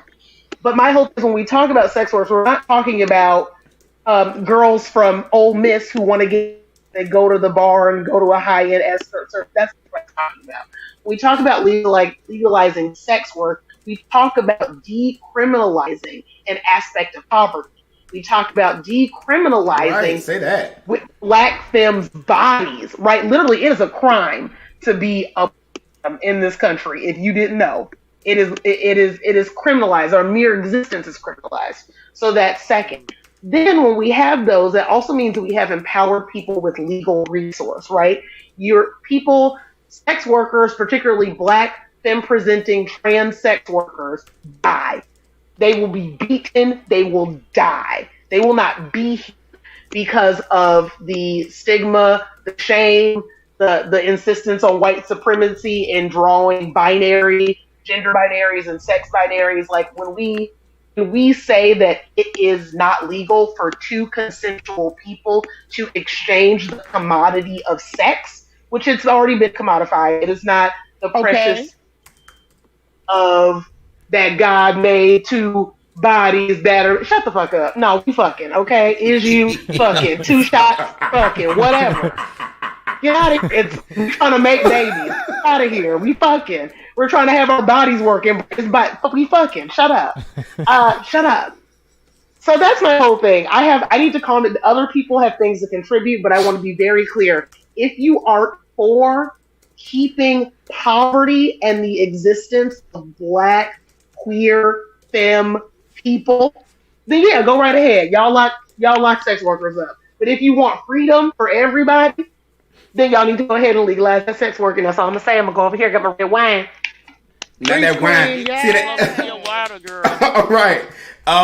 Does anyone else want to say anything to that? I'm reading what you posted and what I posted, and you did say it and what I posted. Yeah. What are you talking about? What I post? I mean, I'm gonna read it. Give me a second, damn it. While others feel that this could be tearing away at the very moral fabric of our society. What morals? What fucking morals does the United States of America fucking have? Like, well, this is what I want to say. I want to speak for those people. Now, me personally, if y'all don't know, my father is a Jehovah's Witness. Mm-hmm. So my morals are high. I have a high moral value. Talk about your so let me finish.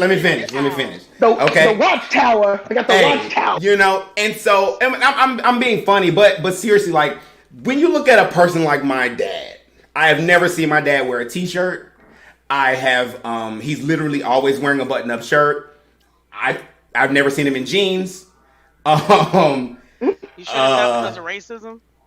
Is that because no, that's because my dad in all of his I don't even know if my dad's a liberal or not. I assume he's a liberal because of some of the stuff that we talk about. Like, he doesn't seem like he would vote for Trump, but his actions are very conservative. He's a very conservative man, you know what I'm saying? Like, you know, so could be assimilation. When I think about people like him and the way he views things, he's not outwardly judgmental, which means he can have an opinion about something and not need to share it or force it down somebody else's throat. So he could see somebody doing some ratchet, nasty, whatever stuff and think to himself, that's ridiculous. But he would never be the type of person to make it a point to tell that person. He minds his own business. He minds his own business, right? But I know, because he's my father, I know that how he feels about these things. So in his mind, I'm just assuming, he would feel like when you take things that are morally irreprehensible and make them socially acceptable, you then open the door to more of morally irreprehensible things to become more commonplace. You still ran into my question. What are our morals? So this country is founded on the morals of, well, and I'm not gonna say we uphold. It was a rhetorical question. Look, you can't ask rhetorical questions on this show. We don't even do that. Rhetorical question. I feel like it's a question I want to answer though, because we have American values. Okay, we do have them. We might not always uphold them, but they're there. And I see. Well, no, they're not. No, they're not. Politically, we don't have no goddamn morals. We just talked about how this whole damn political system is fucked up. No, there are no morals in this country. Let me ask a question. Wait, let me say this. All right, here's some morals. You know, and I'm not saying, like, when I say these are morals. Speaking from a more of a cultural, more of a personal, as a whole in this country.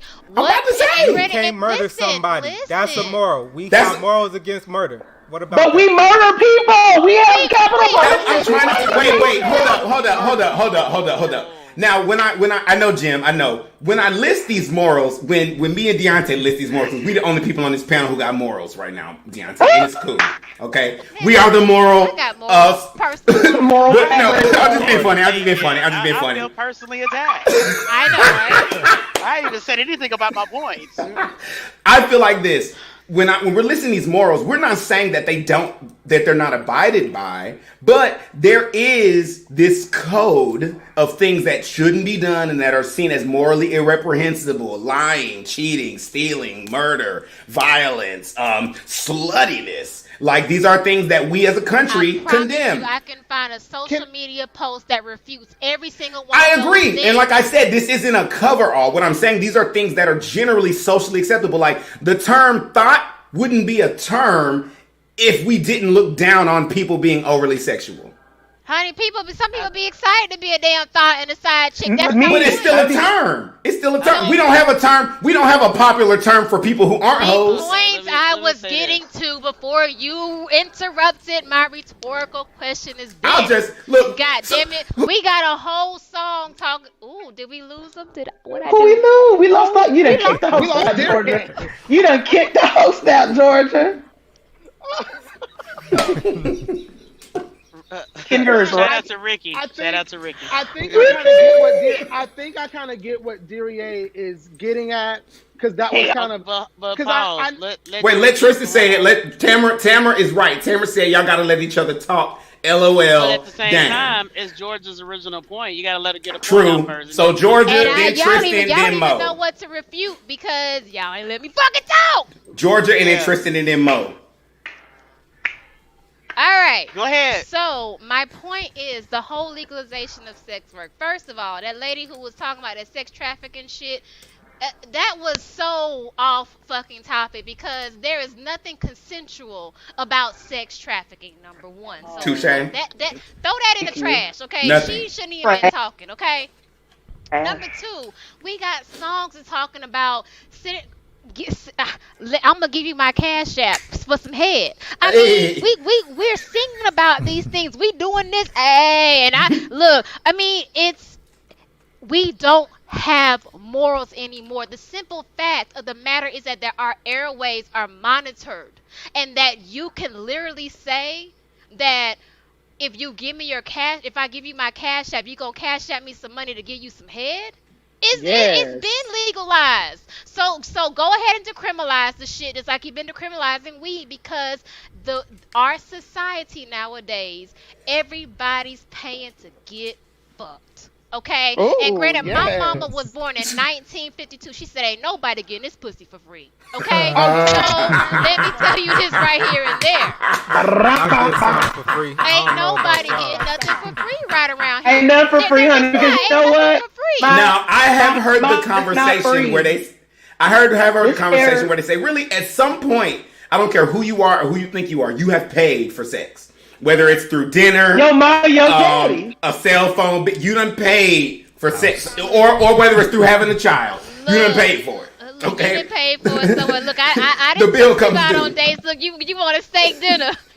I can take you out for some steak, baby, because that was great. You want some steak? What you want? Yeah, that's the same shit, right? I just want to be honest. I have given away more for much less than a steak dinner, and that's really where I'm like, I really have. And so my whole thing is this: I'm 100%. I'm like, Georgia brought up this really beautiful point. Is that like America loves to deal in a counterfactual? We have built an entire society on something that doesn't exist. Some people would call that an ideal. I would call it a purposeful scaffolding, right? Like, there's a reason why we're like, yeah, if we criminalize women, like, and sex being a commodity, you don't people in bondage. You don't get to keep, and again, whiteness. You don't get to keep constructs of purity, keep women hungry, tiny, starved, crazy, and you don't get to do that anymore. So I want to be very clear. This isn't just like, we don't want to, if we make sex legal, then people are going to start, being more lascivious, being more, if anything, it is a direct way to freedom, but it doesn't involve. We act like our forefathers we acting like George Washington never got no head. We acting like the founders of this nation ain't never had no sex and never got no head. You don't know that they did. You weren't there. Were you there for the T.I. and Tiny situation? Look, we're gonna go to Tristan. Only reason we're going to Tristan is because Tristan and Mo were next in line. But so go ahead, Tristan. I just want to say before I say I'm very much pro sex workers. I think we should legalize it. But just to kind of play devil's advocate, and it's something that I think about often, is that, like, I've seen with the mainstreaming of, like, OnlyFans, right, which is essentially legalized sex work. You can put videos. Owned by a white man. But is that really sex work, though? Yes, that's very. Yes. When I say sex work, wait. Let me be clear. When I say sex work, it's, as far as this topic, I'm specifically talking about exchanging physical activities. Meaning, and so to me, OnlyFans is just like fast food porn. But which y'all also be obtaining unethically, which is and then also having a type of paid sexual. But that's already legal. Porn is already legal. Trust me. Okay. So even with that being said, my point still stands. That's a whole nother conversation. If you look at the kind of mainstreaming of OnlyFans, it makes it it looks like easy money, right? Case in point, there are these two people called the Cash Twins. The Cash Twins just turned 18 maybe 3 or 4 months ago. Literally, the minute they turned 18, they got an OnlyFans page and started busting it open for everybody on the internet. What I worry is paid sex work. That's paid sex work. It is paid, which is fine. My issue, or kind of where I get concerned, is I feel like sometimes, especially with like an OnlyFans thing, you make that decision at 18 to put yourself out there like that for the world to see. And then when you turn 21, 22, 23, 24, 25, maybe that ain't what you want to be out there. Now, I think with in-person sex work, it's a little bit different because you can do... You decriminalize sex work, then we don't have stigma, and it doesn't matter that you busted it open because you still have value, and it's what you say and not what you look like. But I don't think it's necessarily about stigma. Like, I'm a very sex-positive person. I like to fuck. Like, it's not a secret. At the same time, I don't want... Hard, man. Hard. What did you say? Oh my God! Yeah. Like nobody. So I wasn't the only one who wasn't prepared for that. Everybody I wasn't said, ready. "Ooh, Everybody was Jim. Oh my God! Goodness! Whew. He said, "I'd like to fuck." And I said, "Give it to me hard." That's what I My said. goodness! Okay? All right, Nikki and Meg, calm down. Not Nikki is mad. Even though I'm a sexual person, I'm very free with my sexuality. I don't mind talking about it. I can tell you whatever you want to know. I still don't want people watching me get bust open. And it's not. But what if I do? But what if I do? But what if I do? She said, "But what if I want to see it?" Well, honestly, wait, Tristan, wait. So I want to pose a question. Can I There's some truth right here. There's some truth right here. Wait. I just want to pose a question, then I'm going to hand it to Mo. Wait. Because I feel like this. Something before? Can I say something Kiana, no, Kiana. Let me say my little thing, then I'm going to hand it to Mo, then I'm going to come to you. Just write it down on the tablet. Okay. I got to hear Mo. So, I feel like this. Yeah, I do got to hear Mo. I feel like this. When it comes to that, like, Kiana is right. Kiana said, "Well, what if I want to see it?" Right? What if we're breeding a culture of people who feel entitled to see your sex life? We are. If you look right, because if you look at this, Jim. at this point, we have real life. Wait, we have no. We have real life celebrities who are just an OnlyFans right now. Whereas before, a sex tape was like gold.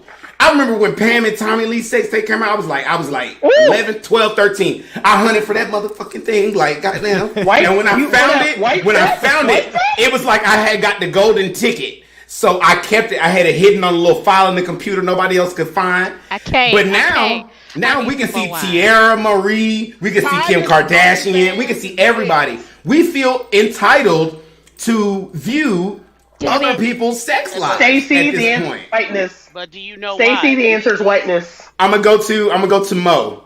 Go ahead, Mo. Here's the reason why the level of entitlement nowadays is twofold. Thank you. Number one, and we've bred a society of prudes. That's number one. Number two, that is a byproduct of rape culture. Can I touch on the rape culture thing too? So in the porn industry, there's a lot of stuff that goes down that the actors don't necessarily consent to. So you have to fix rape culture, because what happens is they'll say, they'll try to file a report and say this happens, and then because this actually happened to somebody that I know, and then the officers will be like, well, you signed up for that. Like it's almost like they're dismissed. Like say somebody doesn't consent to anal, but then the actor does it anyways. Well, they didn't consent to that, so you have to kind of. Yeah, it's a twofold issue. You have to fix the rape culture issue, and then definitely legalize sex work. And then pay for that porn. And yeah, well, that was actually there's too much free stuff. That was actually there's advertisers though. There's advertisers. Wait, Kiana, let Deontay go ahead and get in here right here. Oh, come on, that's Deontay. actually one of my top reasons for not legalizing it, which you all we've been talking about the gray areas of sex. You legalize sex, prostitution. Now there's gray area. What's the difference between actively looking for employees and pressuring somebody into a life of prostitution? Okay. I got it. Now that is a good point. Wait, hold up. I'm gonna go. We're gonna go to Jim first, just because Jim ain't really said nothing. Then we're gonna go in a box. We're gonna go Jim, Georgia, Mo, Kiana. First of all, I'm not saying anything because I have no place to say anything in this conversation. Jim, shut up. But love you, Jim. Here's my input. We ain't breed professionals. Shit. No, I understand that. I think if you unionize sex work, the people will have something to say, and it will dictate the enforcement or unenforcement of different things. That's the whole point of a union. That's why cops can shoot each other, and it's a whole different. But if you unionize this shit, then they can impose their own opinions and make them rules. That way people who aren't vulnerable don't get pushed into this kind of a situation. They'll have psychiatric background checks before they get into this thing. There's union rules about this. I live. We love Georgia. You, I'm sorry. Come on, Georgia. This is the last. I know. Beyonce is. Looking Mo, like Starfire. That's what I'm it gonna look go like. after Mo. Go ahead, Mo. I'm going after Mo. And not to mention, there's historical evidence in this country. Do you know how the West was tamed? The West was tamed due to prostitution. I thought you were going to say Cowboy Spurs. No. I thought you said cowboy sperm. I said, oh, no. shit. The West was tamed due to prostitution. You had all these guys over there in the West. They was basically living in tents, trying to 100%. get work, unorganized. These women came in. They said, "All right, we're about to set up some business." They created brothels, which created the city halls, which created schools, saloons. Which put a lot of saloons. It put a lot of women through college, grade school or whatever. And on top of that, there were certain states that were in the West that stated that we cannot become a member of the United States of America until you have women being allowed to vote, because those women in those communities, they were running things. Basically, if you wanted something done in your little town, you got to go over to the brothel and talk to Miss Shirley, because Miss Shirley is the one that run that town, because she's the one that's bringing in the revenue. Why is it Miss Shirley? They ran the town. Come on, Miss Shirley. And then, wait, hold on, wait. What did you say, Deontay? What did you say? If they ran the town, why didn't they keep prostitution legal? Because it sounds like your argument. Prostitution. That's what I was gonna say. That's what I was gonna say. Because unfortunately, when you became a member of the United States of America, there's certain federal laws that prohibit that. So since those federal laws came into play, they had to shut down shop. Just like there's federal laws that made marijuana illegal, even though the only reason why it was made illegal was due to the fact of racism. White men in Congress that state. Excuse me? Federal law doesn't stipulate anything on prostitution. It's legal. Federal law can stipulate anything, baby. It's federal. Wait. He's saying that prostitution is legal federally? It's not. Okay, y'all keep talking. I'm gonna look that up. I'm gonna look that up. Okay, here's what I was gonna say before Mo started talking. Prostitution is pretty much legal in Las Vegas. Y'all do know that, no, right? in Nevada, not in Las Vegas. In all of Nevada, it is legal. Nevada, not Las Vegas, though, because Las Vegas is actually illegal. It's one county in Nevada. It's legal in some areas. I remember I'm sorry. Sorry to cut y'all off. I found it. I'm going right back to you, Georgia. Prostitution is illegal in the vast majority of the United States as a result of state laws rather than federal laws. So correct. The regulation of prostitution in the country is not among the enumerated powers of the federal government. So I didn't say it was. I did not say it was. I'm not saying you did. I'm just saying I did. Federally, it is legal, which I just learned. This is why we do talk it out. We can end the show right now. Unfortunately, wait. The absence of illegal does not mean the presence of legal. That's what it does. When you take out, that means okay. Okay. Because if I'm ill, I'm not okay. But once I'm not ill, I'm okay. So because it's not illegal, that means it's legal. Okay, that's but not here's true, what y'all that's prefixes and suffixes for your ass. Something can become a state law, and then now it can be federally mandated. Like that has happened to our educational system. So I mean that was my point.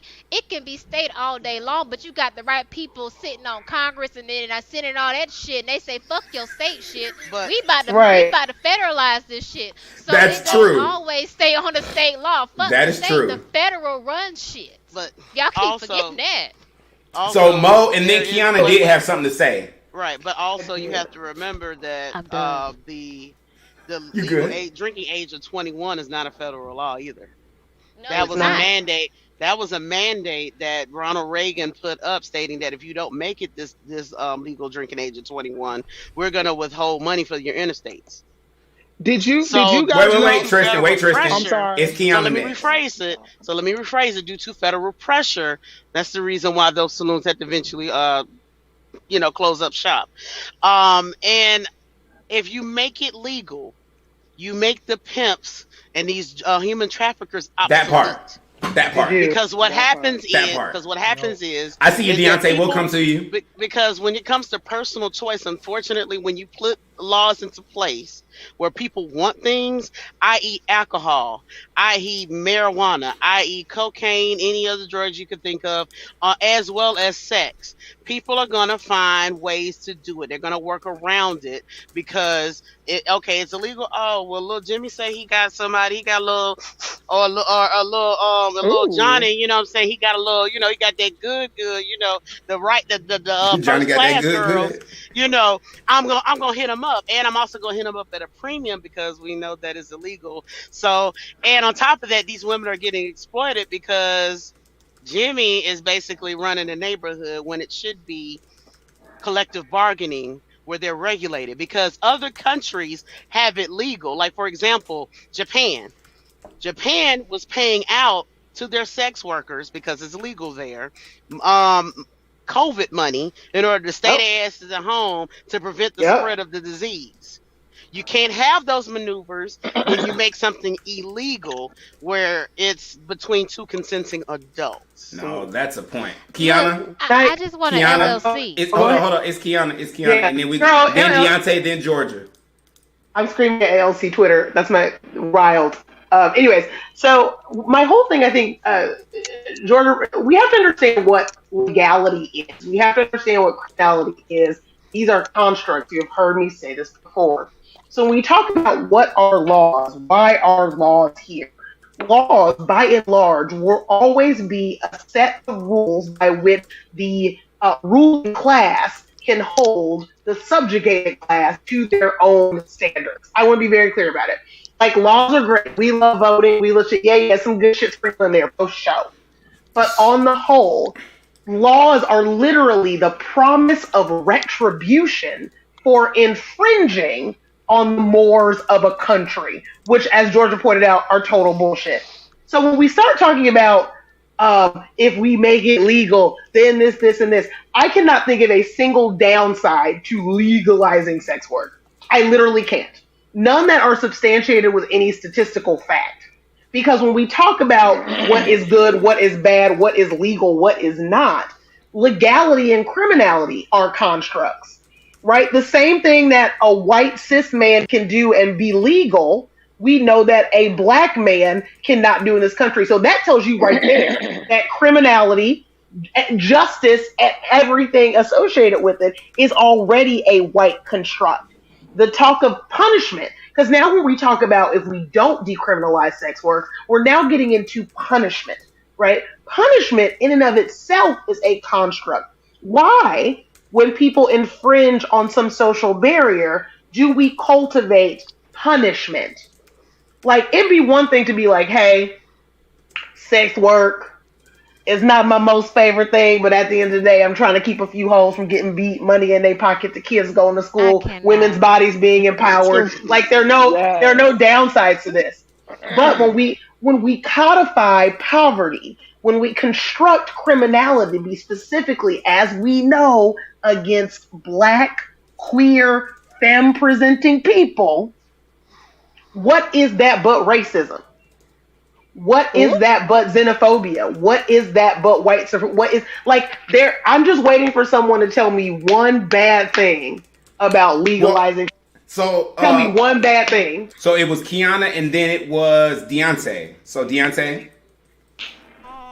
All right. So I see you, Tristan. This whole thing that you all are going over about make it legal and then we could regulate it, but it's illegal because it can't be regulated. So you say one bad thing.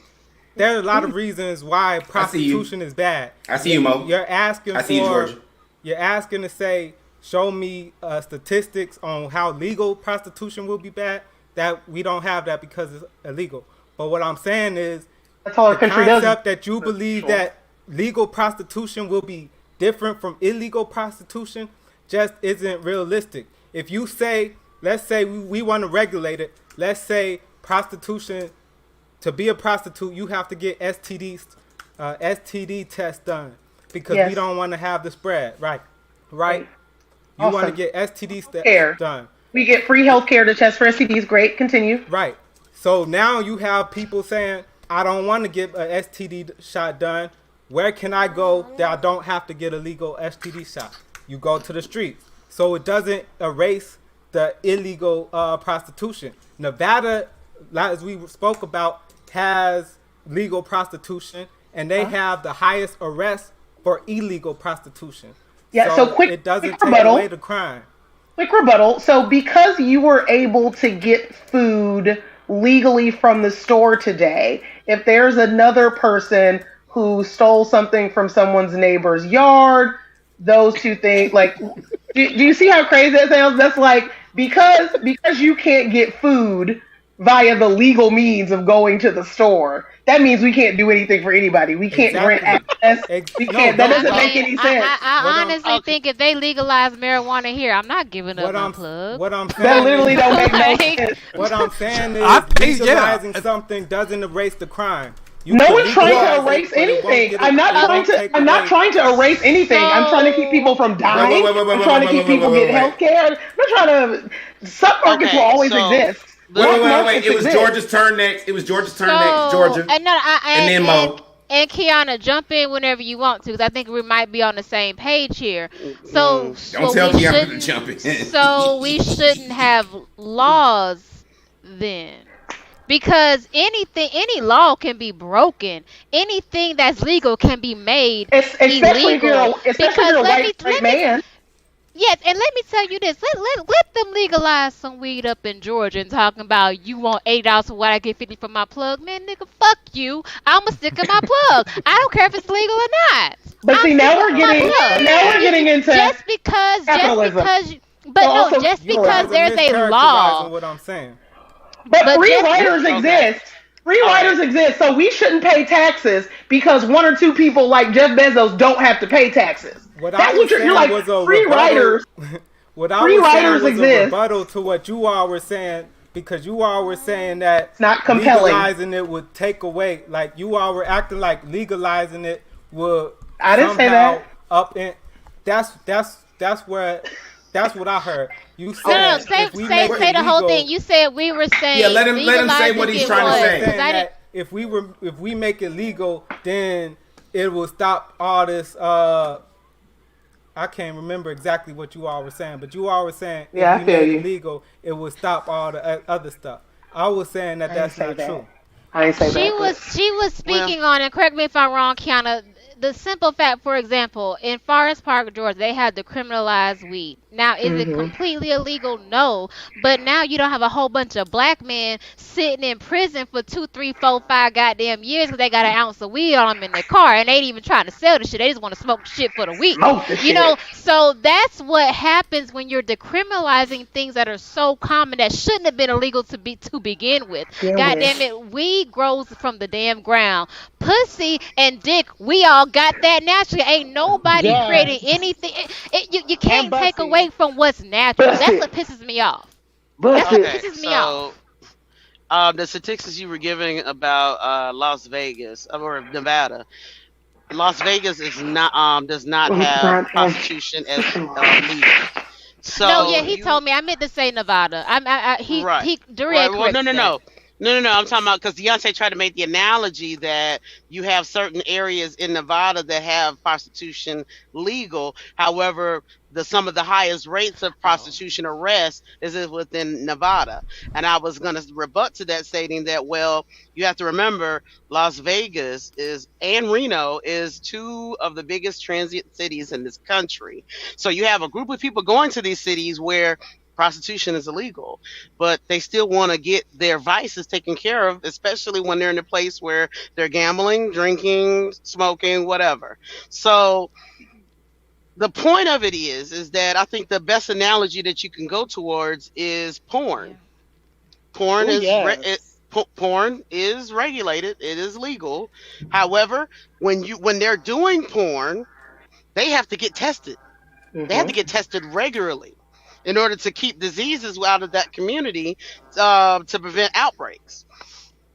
Also, they have to make sure that the people that are involved are over the age of 18, and they have to be registered within two different locations within this country. Yep. And also that the girls that are within that, or and everyone within that industry has the opportunity to unionize, to create collective bargaining measures where they can make a greater wage, where they can live off of that wage without the fear of local police come barging in and arresting people. I'll do an LLC. So if you Come on, LLC. Georgia Peach LLC. So hence, if you can do that on porn where it's on tape, you should be able to do that with the prostitution industry. Again, this is why my whole thing about we have to make these legalizations, because even the porn industry is fraught with white supremacy. It's fraught with being ableist. It's fraught with being transphobic. With even within specialized LGBT porn is still homophobic, which is wild. But white people are real wild. It is. It's crazy. Like, you know what's so crazy that that's a whole nother show. We're gonna do a porn show. That's no other show. You homophobic, but you take dick. I'm stressed. So that's a whole other thing. But like when we talk about this, it is not the elimination of anything bad. It is all about harm reduction. Again, I said this at the beginning of this show. Compassion.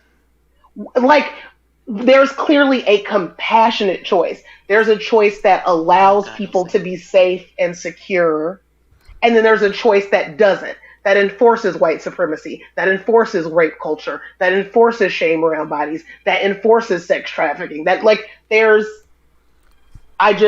So you think illegal prostitution enforces sex trafficking more than legal?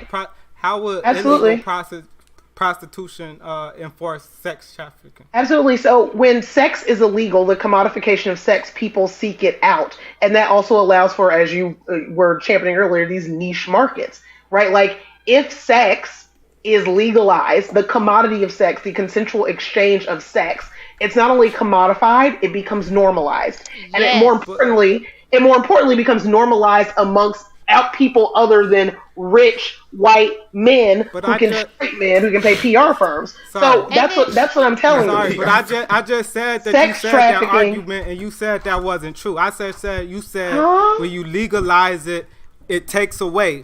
And you said that's not what you were saying. But hold on. Because I actually away from sex trafficking. Let me. I know the world must be black and white, but let me stress this.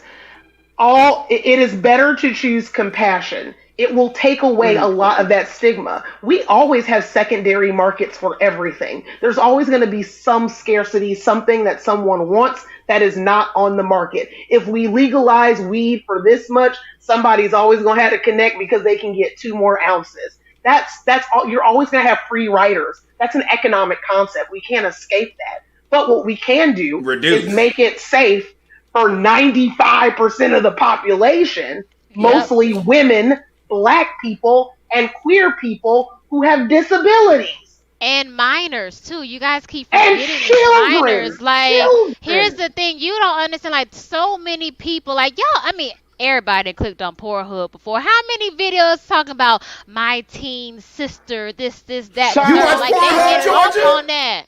You watch Pornhub?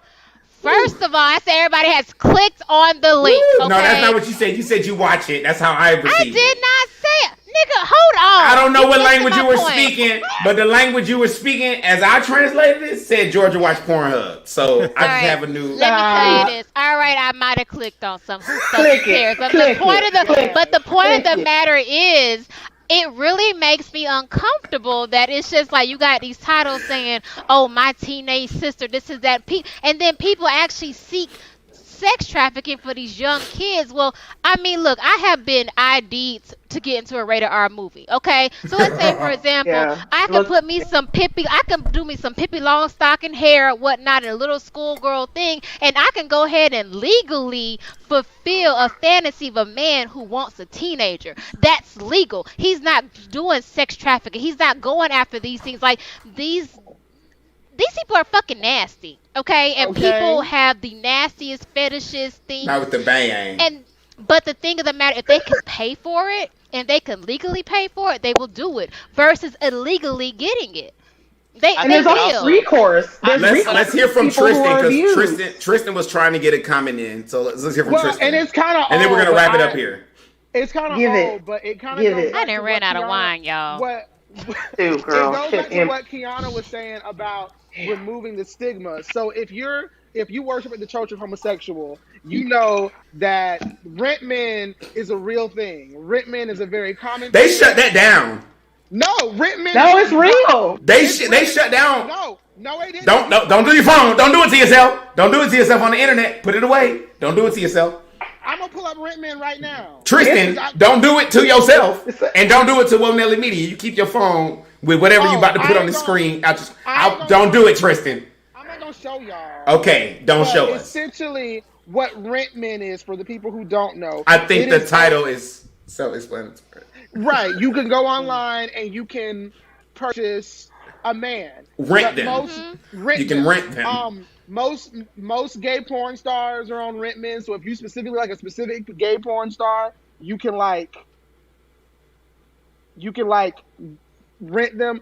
But Nelly Media needs to hurry up and start making some goddamn money. Look, so somebody asked a question on Facebook and they said at Georgia. Like, okay, so yeah. So making it illegal can reduce the illegality of it. Like, it's about how you market it too. Man, look, let me tell you this. I got DoorDash, Grubhub, Uber Eats on here. You know, when I don't click on it too long, they like, you got 15% off your next order. Absolutely. So let me tell you, if I haven't been on Penis Uber or whatever in the last week, and you tell me that I can get my favorite penis for 20% off, man, I am riding the shit out of that. Do you understand me? Legally. Okay? Discount penis. I told y'all this panel was about to be a mess. I told y'all this panel was about to be a mess. Yo, but George is wild, but she's right, man. Because I'm just like, look at this. When you allow people, Tristan, there were no penises. Tristan, look, I'm glad you did that after I put these, because these disclaimers that we had at the beginning of the show weren't always here. If somebody hit me up legally, I'm giving them your goddamn name, your phone number, your address, where you work, telling all that shit. I don't know nothing to do with him. That was his thoughts and opinions. Tristan, stop it! Stop the rent men. Where do I get one? Drop the URL in the chat box. Drop it in the bottom here so I can see what unholy. Tristan got me doing all these. All right. Anyway, nice things, people. This is why we can't have nice things. Drop the link in the bottom. Is it like a sperm bank? Do I choose?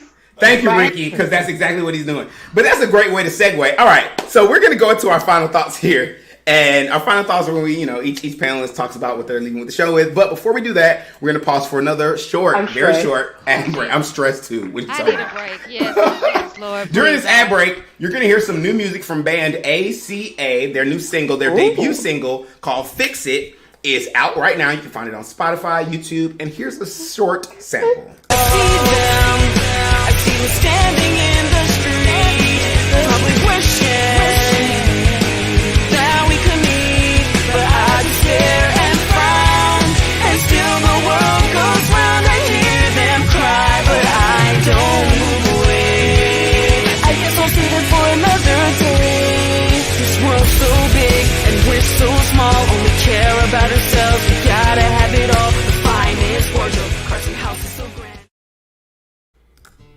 Hi, I'm Jessalyn Pease Garrett, author of Timeless, The Law of the Coven, my new book that came out August 1st of this year. This is the second in the Timeless series, and it features a teenage witch. She's gonna hone her magical abilities, and we're gonna pit her against a dark coven of witches.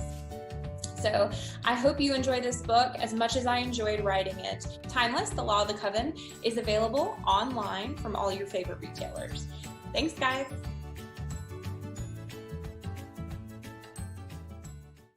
Once again, that was new music from ACA, their debut single called Fix It. I love black rockers, so we gotta go out and support them. Also, Dawson walked So Also, that way ACA can run. I was gonna say black people saving everything now. The white people contributed to the culture with that alternative, and y'all couldn't even keep it in the 2000s. So we gonna bring it back. We gotta do everything. Also, that was an ad for Jessalyn P. Scarrett's new novel called Timeless, The Law of the Coven, which is the second in her anthology series called Timeless. I'm sure there are going to be many more. Check that out. You can find her books on Amazon, anywhere you can buy your books. All right, so this is final thoughts. She's not transphobic, unlike that other TERF that she will not be named. And she is not transphobic, unlike that other transphobic person. All right, and then one of them had to say nothing. Here are our final thoughts. Final thoughts are a section of the show where we talk about each panelist is going to say what they're leaving with the show with, or what they gained, or what they want you to have learned from watching the show tonight. And let's start with Jim. Me? Yes. Okay.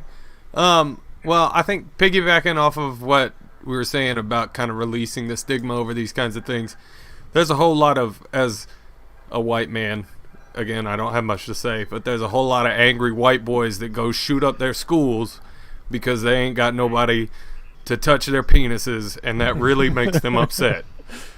So I think releasing the stigma can do a lot more good, much like in states that have recreational marijuana legalized. It's a process. We're not going to have everything wiped out in the first go, but we still got to at least save the people. Like you said, 95% of the other people need to have their lives saved. They don't need to be going to jail or going to the grave for doing something, like we said, that is very legal for the upper crust of white folks. That aside, okay, sorry, I got scared. I love you guys. I always try to end with saying something about how I may not agree with what you're saying, but you're still a human body with a brain. You've spoken words. I can at least be thankful for the fact that we can communicate that. I say I love you, meaning any way you want to be loved. I think the more that we can express that to each other, the less stigma we'll have about a lot of things. Look at that. We tied it into a bow. I love you. Good night. Dope. That was Jim. You can find him on Twitter at NotVeryFar. Far is spelled Phara. All right. Thank you for your comments, Jen. Let's go over to Mo. Oh, I want to be the closer. You know, I gotta be. You can't be. I don't feel like let her be the closer. This is why you can't let folks get comfortable on your plate. This is why This is the black people thing. This is the black people thing. Black people be like, Duryea, we family now, so I'm running. No, it has nothing to do with family, but I gotta let her close. Yes. And now I'm getting bullied on my own show. Now I feel like if I let them close, I just got lamed out on national internet. No. But if I don't let them close, you're being kind and compassionate, like Kiana said. Oh, yes. No. Kiana also said, "Fuck them kids." So and so did I. And I actually gave 2 of them past to my vagina, and I said the same damn thing. Fine, Georgia, you go. Okay. What's your final thoughts? Look, so at the end of the day, I really do feel like the reason why this whole sex work thing has not been a legal thing in the United States or legalized is because and as a Christian, my Christian friends don't shoot me, but I'm gonna say this: they shouldn't be shooting you. They look right, but we still stuck on these bullshit Christian laws. And I'm not saying anything against my own religion because I am a Christian. I do believe in Jesus Christ and all that wonderful things and whatnot. But at the end of the day, it ain't just Christians up in this country. It's not just straight people.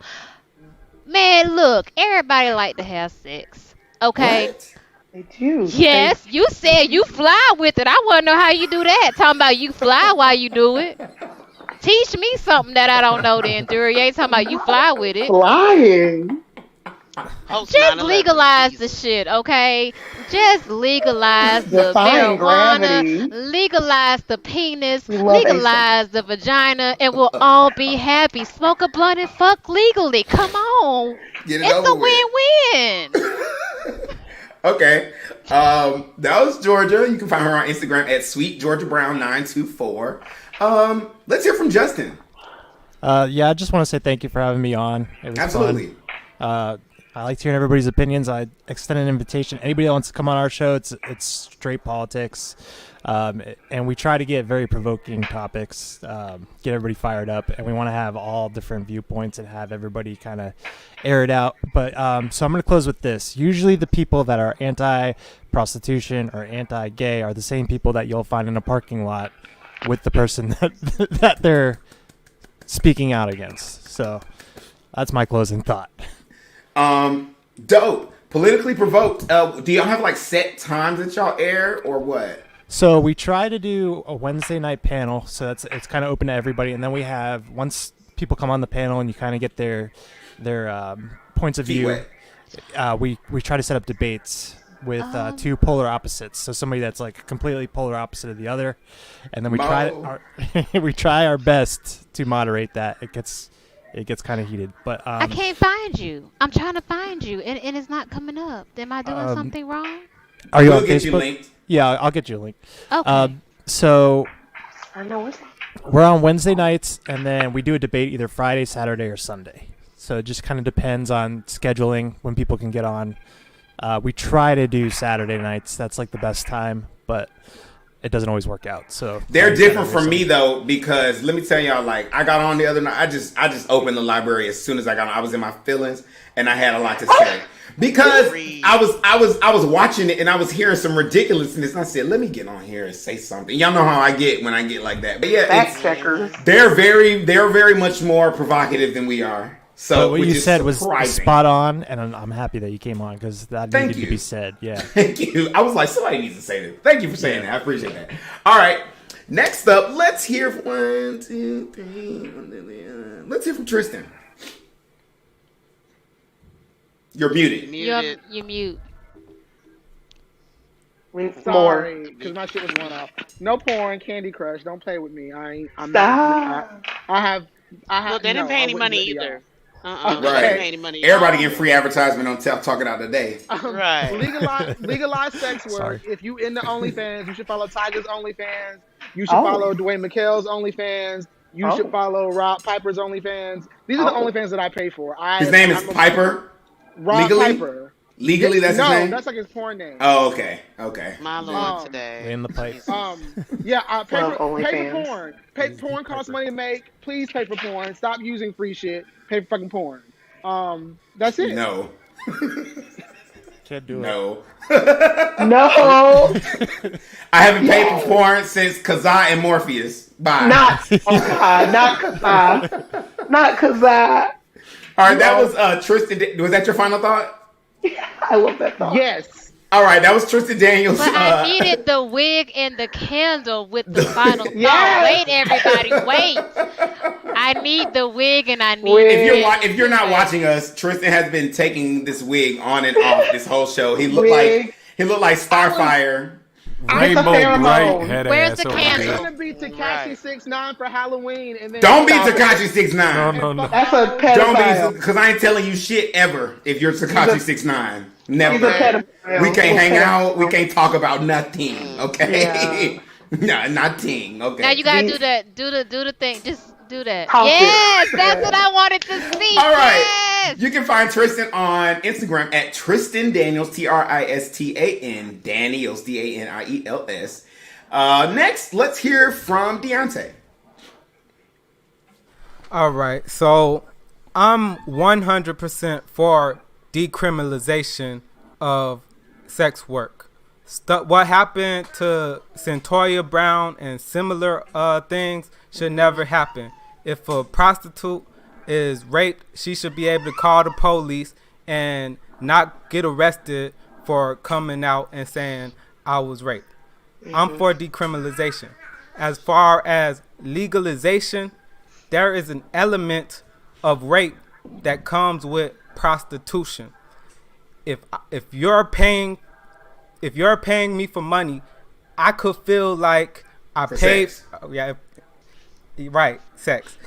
I could feel like I paid for it, and you could revoke your consent and I could keep going. So that's always a fear. And I know there's a lot of talk. You could regulate it, but there's always chances for rape. And I think that legalizing it will increase the rape that happens, not decrease it.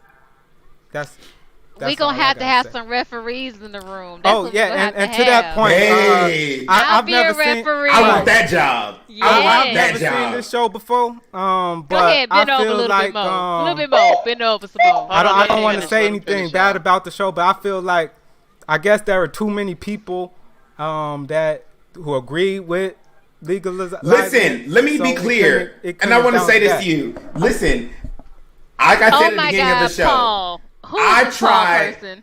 Would a prostitute being raped with it being legal be considered as? Ooh. Paul, shut up! Shut up, Paul! I didn't. You know what? I sign off. Shut up, Paul. Shut up, Paul. That's not even funny. That's not even funny. Let me put back on my. I'm not even gonna say that. So we are all going to hell for 30 minutes for laughing at that shit. Do you understand me? We are going to get at least 30 minutes of hell. At least. So, Deontay, I want to stress this to anybody who's watching. If you know someone who's conservative, or if you see, because it's been hard getting conservative. Like this show is we invite all opinions. Now, it's everybody, because you have to be like Deontay was basically the lone person who was against legalization of prostitution. A lot of people aren't brave enough to really sit in it if they feel like they're going to be outnumbered. But you also have to realize we didn't come at you like trying to beat you up. So this is not that platform. I wasn't saying that. I know you weren't saying that. No, I don't. No. I'm speaking to the people. I'm speaking to the people out there who are afraid of coming on here and because they feel like, oh, if I'm the only conservative, we're not going to beat you up. We're going to say what we think. But that's not this platform. So we open the door to anyone who does not agree with the topic on all sides of the issue. We want to have multiple perspectives. So I'm glad you said that. You can find Deontay on Facebook and on YouTube by looking up Talk Etic, ETIC, on YouTube and Facebook. All right. There's 2 people left. I guess I'll go to Kiana. Because Mo is going last. Because Mo's going to go last. I feel ganged up on. Y'all, he didn't even feel ganged up on. He was the only person that had an opinion, but I feel teamed up on. I'm Get out of your feelings. What I do sometimes, I'll talk it out. I'm going to let y'all know if y'all come on here and y'all get along with the panelists too much, I'm gonna separate you. I'm that teacher. Is that why you haven't let me be on a show with Emily? We keep kicking them off, Kiana. We keep kicking them off. So the first time it was me that did it. The first time it was me that did it. I'm not getting bullied by all the black women. There's a black woman backstage who just kicked me off the air, and I'm Tekashi 6ix9ine. Okay, so don't think, Rakia. I'll see you in 2 Mondays, Rakia. I will see you in 2 Mondays. How about that? All right, go ahead, Kiana. And I better be on that show. Maybe. Oh my Actually, goodness. maybe the one after that, because the next one we have somebody already slated. But I ain't gonna be available. See, that's how black people do you. That's how they do you. That is how they do you. Go ahead, Kiana. Based on my work schedule. Let Mo on the show. Let Mo on the show. She got that Karen in her voice. Based on my work schedule. Right. When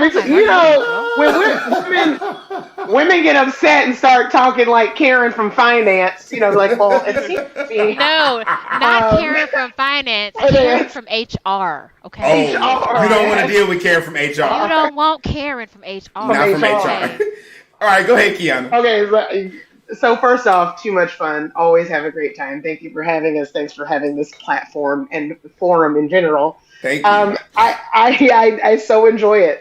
I think my final thought is this, and forgive me for sounding like a broken record, but I think if we had the amount of introspection that I think it requires to live consciously as a person on this planet, and not to say that will make us infallible, it won't, but just being able to say, okay, why is this? Why do I feel strongly about the things I feel? I think particularly when it comes to, and I will use this term for ease, like things of vice, when we talk about drinking or smoking or sex or anything that falls outside of the margins of our puritanical Judeo-Christian society.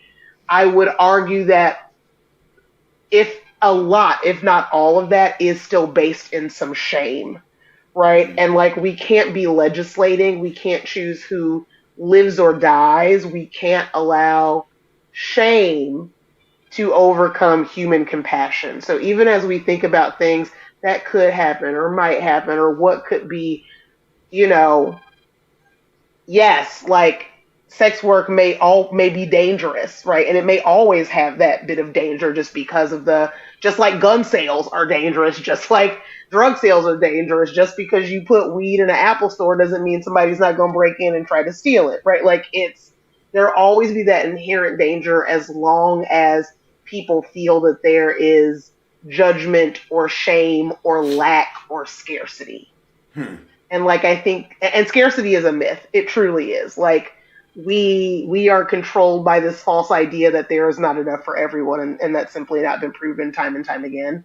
But I think about that, right? And I think that can apply to any situation where you feel like it's appropriate to regulate people's bodies or feelings or who they are. Like, I would argue, check in with that lens first. Is it really these ancillary issues, or is it that it's hard to undo a culture of shame, right? We don't want to be perceived as shameful. Excellent. Very poignant, very thoughtful. That was Kiana, her final thought. Kiana can be found on Instagram at Kizzy Beyonce, KIZZY Kizzy Bianca. All right. Now, that's all for our final thoughts, everybody. I'm just playing. I didn't need you to put her name up, Ricky. I was gonna say it. Back there sipping that wine. I see you sipping that wine backstage too, laughing. Leave Ricky alone. See? All right. Last final thoughts is gonna be Mo. Go ahead, Mo. What's your final thoughts? My final thoughts are, I believe that morality has its place, but legality has its separate place. And at the end of the day, even though this country wasn't created perfectly, there was a principle of separation of church and state. There was. And the reason why we do this, so that way you won't have a so-called theology, which basically damn near happened in this country within the past 4 years. We were close. If we had somebody that was competent, maybe we could have had a Hitler situation. And yes, I said that. Yes. Adolf. There was at the Capitol building, they had pipe bombs there. And they found out that it was put in there the day before the incident. So, going back to the original point with sex work, porn.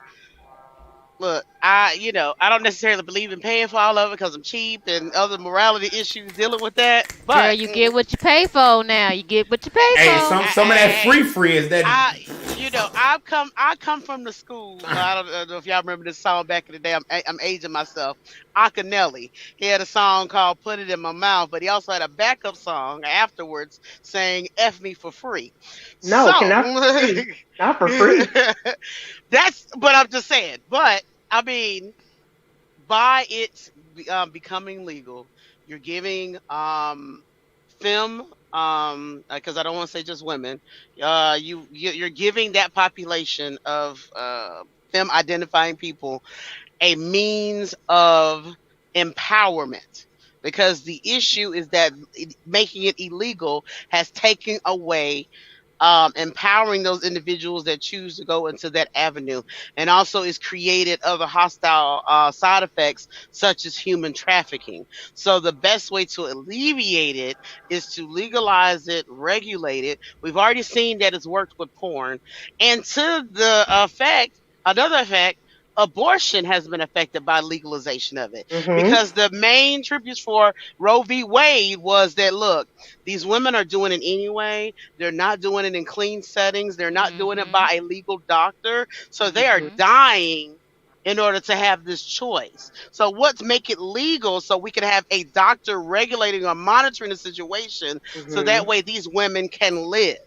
Because it was a epidemic around the time Roe v. Wade came up. Women were literally dying because they had a guy put a coat hanger up their hoo-ha in order to pull the baby out, and unfortunately they would perforate their uterus or anything else, and the coat hanger wasn't sanitized, and they would end up dying. So we're having an epidemic of women, or excuse me, femme individuals that are dying due to the fact that to the lack of regulation. They have nowhere to turn to if a situation gets too rough. I want these people to have access to the same life, liberty, and to pursuit of happiness, such as myself. Because quite as kept, I am a truck driver by trade. Truck driving is highly regulated. Sometimes I may not agree with all the regulations, but it is what it is. So basically, I think, I don't want to beat up on you too bad, but Deontay, your thought process is basically throwing the baby out with the water. The whole bathtub. So the whole bathtub. So, we can say, it's just going to create havoc. Well, no, if you regulate something, then it brings it into some sort of semblance, and something in a perspective, exactly. Yes. Thank you. I appreciate the perspective, because what I do for a living is top 5 most dangerous jobs in the country. It is. Also, highest levels of stress. So I can literally, we've had people die because they had a heart attack in the back of their rig. I can imagine the days where it wasn't regulated, where you had people out there driving 20, 28 hours. The DOT regulations make your ass sit your ass down and sleep. Right. And so there has to be a counterweight. If we see that people are doing it and it's between consenting adults, we need to mind our business. That's the biggest thought, my final thought, and I'm done. Also, make sure you catch out my Cash App, $ Mo Smith Pro. For the people that are listening on Anchor, that is $ MOESMITH. Love it. P as in par. No, P as in P as in Paul. All right. P as in pornography. P as in prostitution. Keep it on topic. P as in pussy. Okay. Right. That was Mo Smith. You can find Mo Smith on IG at Mo Smith Pro. Mo spelled with the E. Also, always make sure you hit up that Cash App. Welcome, Ricky. Before the show ends, you got a final thought? I'm just saying, if you're gonna call me out, listen, Ricky. How much wine have you had tonight? Leave Ricky alone. Don't worry about it. See, I had to go up an octave. How much wine have you had tonight? I don't want that. That wasn't a full octave. Thank you. Shut up, musician. Thank you. Grown and the children are not here. Therefore, so that's the second box. So that's the second box. Mind your business. No, it's the first one. Excuse me, watch your mouth. All right. Look. So, all right, my final thought for this before I give my final thought. You had an opinion. Yeah, I have an opinion. It's my show. Before I give my final thought, I want to say this. Y'all. First of all, thank you to my panelists. I want to say thank you to everyone who watched tonight and everyone who commented, everyone who still watches all the way through. Y'all know we do this because we love y'all. We love this. We literally every Thursday we know we're gonna have a good time. That is why we do this. If you want to be on the show, make sure you hit us up, admin@wonellymedia.com. Make sure you remember to share us when we're live. Head on over to YouTube. Like our page. Like the video, subscribe to the page, and click that notification bell so that you're notified when we get new updates and post live content. Our 24-hour stream will be on March 3rd. Hit us up for that. The fundraiser will open a week before, so you have plenty of time to fundraise. Hopefully we'll hit our goal. And also, we will be having new podcasts hit the airwaves. But right now, you can hit us up 2 Mondays from now where we're going to be having an all-new episode of Geeking Out, which will be 8 o'clock on Monday.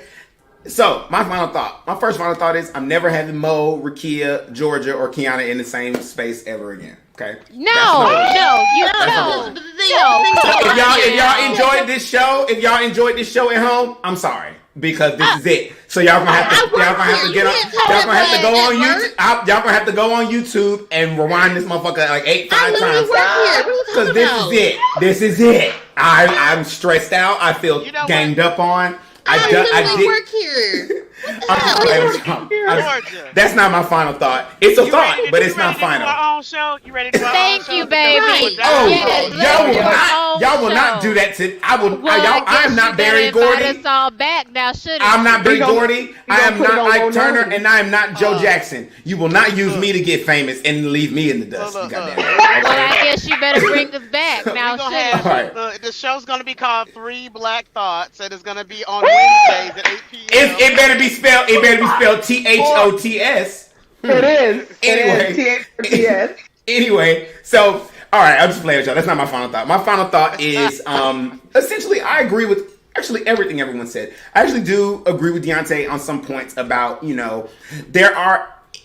Kiana said at one point that that she didn't see any, downsides to it. I feel like there's consequences to everything, and I appreciate the viewpoint of someone like Deontay who addresses those as well, because you do have to consider that everybody's not on the same train, especially in a country as divided as ours. So I do think when you make these decisions, I would propose something similar to how they're doing with legalization of marijuana. Like, it'll become federal at some point, but they started with this state, that state, decriminalized recreational. Saw how it worked. Saw what we don't put them up, Rokia. Don't keep putting these comments up on the screen while I'm giving my final thoughts. I see what you're doing. I see what you're doing. Anyway, back to my freaking final thought. She's so rude. Look. Anyway, so with these different things, I think it's important to make sure that we really test the ideas of these things. When you're introducing something that will totally change the way a country is run or change something, I personally agree that you should legalize sex work and drugs, because I feel like a lot of the danger that is inherent in those activities will disappear when they are legalized and regulated and taxed, because there will be things like Jim said, unions. These are all things. I really appreciate everybody on the panel for coming with logical ideas, not just saying, I like sex, it should be free. They were talking about how it will. They were saying that it would help the livelihoods of marginalized groups. It would protect people. We were talking about things that are actually real and that are not just lustful and indulgent, which I hope people hear to understand that sex workers are people, and it's just work. These are things that they do to make money. That's not who they are, and they deserve to be protected just like anybody else. Now, when you talk about moral implications, at the end of the day, you teach your children what you want to teach them, but then they're going to be adults. Because I'm sure there's lots of things that I'm going to do that mommy and daddy don't want me to do. And I'm sure there's lots of things that they did that I wouldn't approve of. You know what I'm saying? I have That's a 17-year-old. I completely ruined. So at the end of the day, like we can raise them, but at the end of the day, we hope they make good decisions. But the goal is to make sure they're safe. And you can still knock them the hell out. My mom can't knock me out. My daddy can't knock me out either, because I've been to jail. So you know what I'm saying? Stop. It's a new day. Oh. It's a new day. Stop it. A new motherfucking day. Stop it. Don't let that button-up shirt fool you. It's not even a button up. Oh, you talking about my daddy? Yeah. Listen, as long as only thing I'm scared of with my daddy is the palm.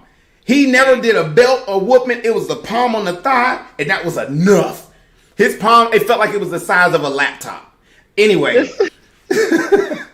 That's the show for tonight, everybody. I love you all. I want to thank you all for joining us on another episode of Talk It Out, where we get a group of individuals. Why do I always forget my tagline at the end?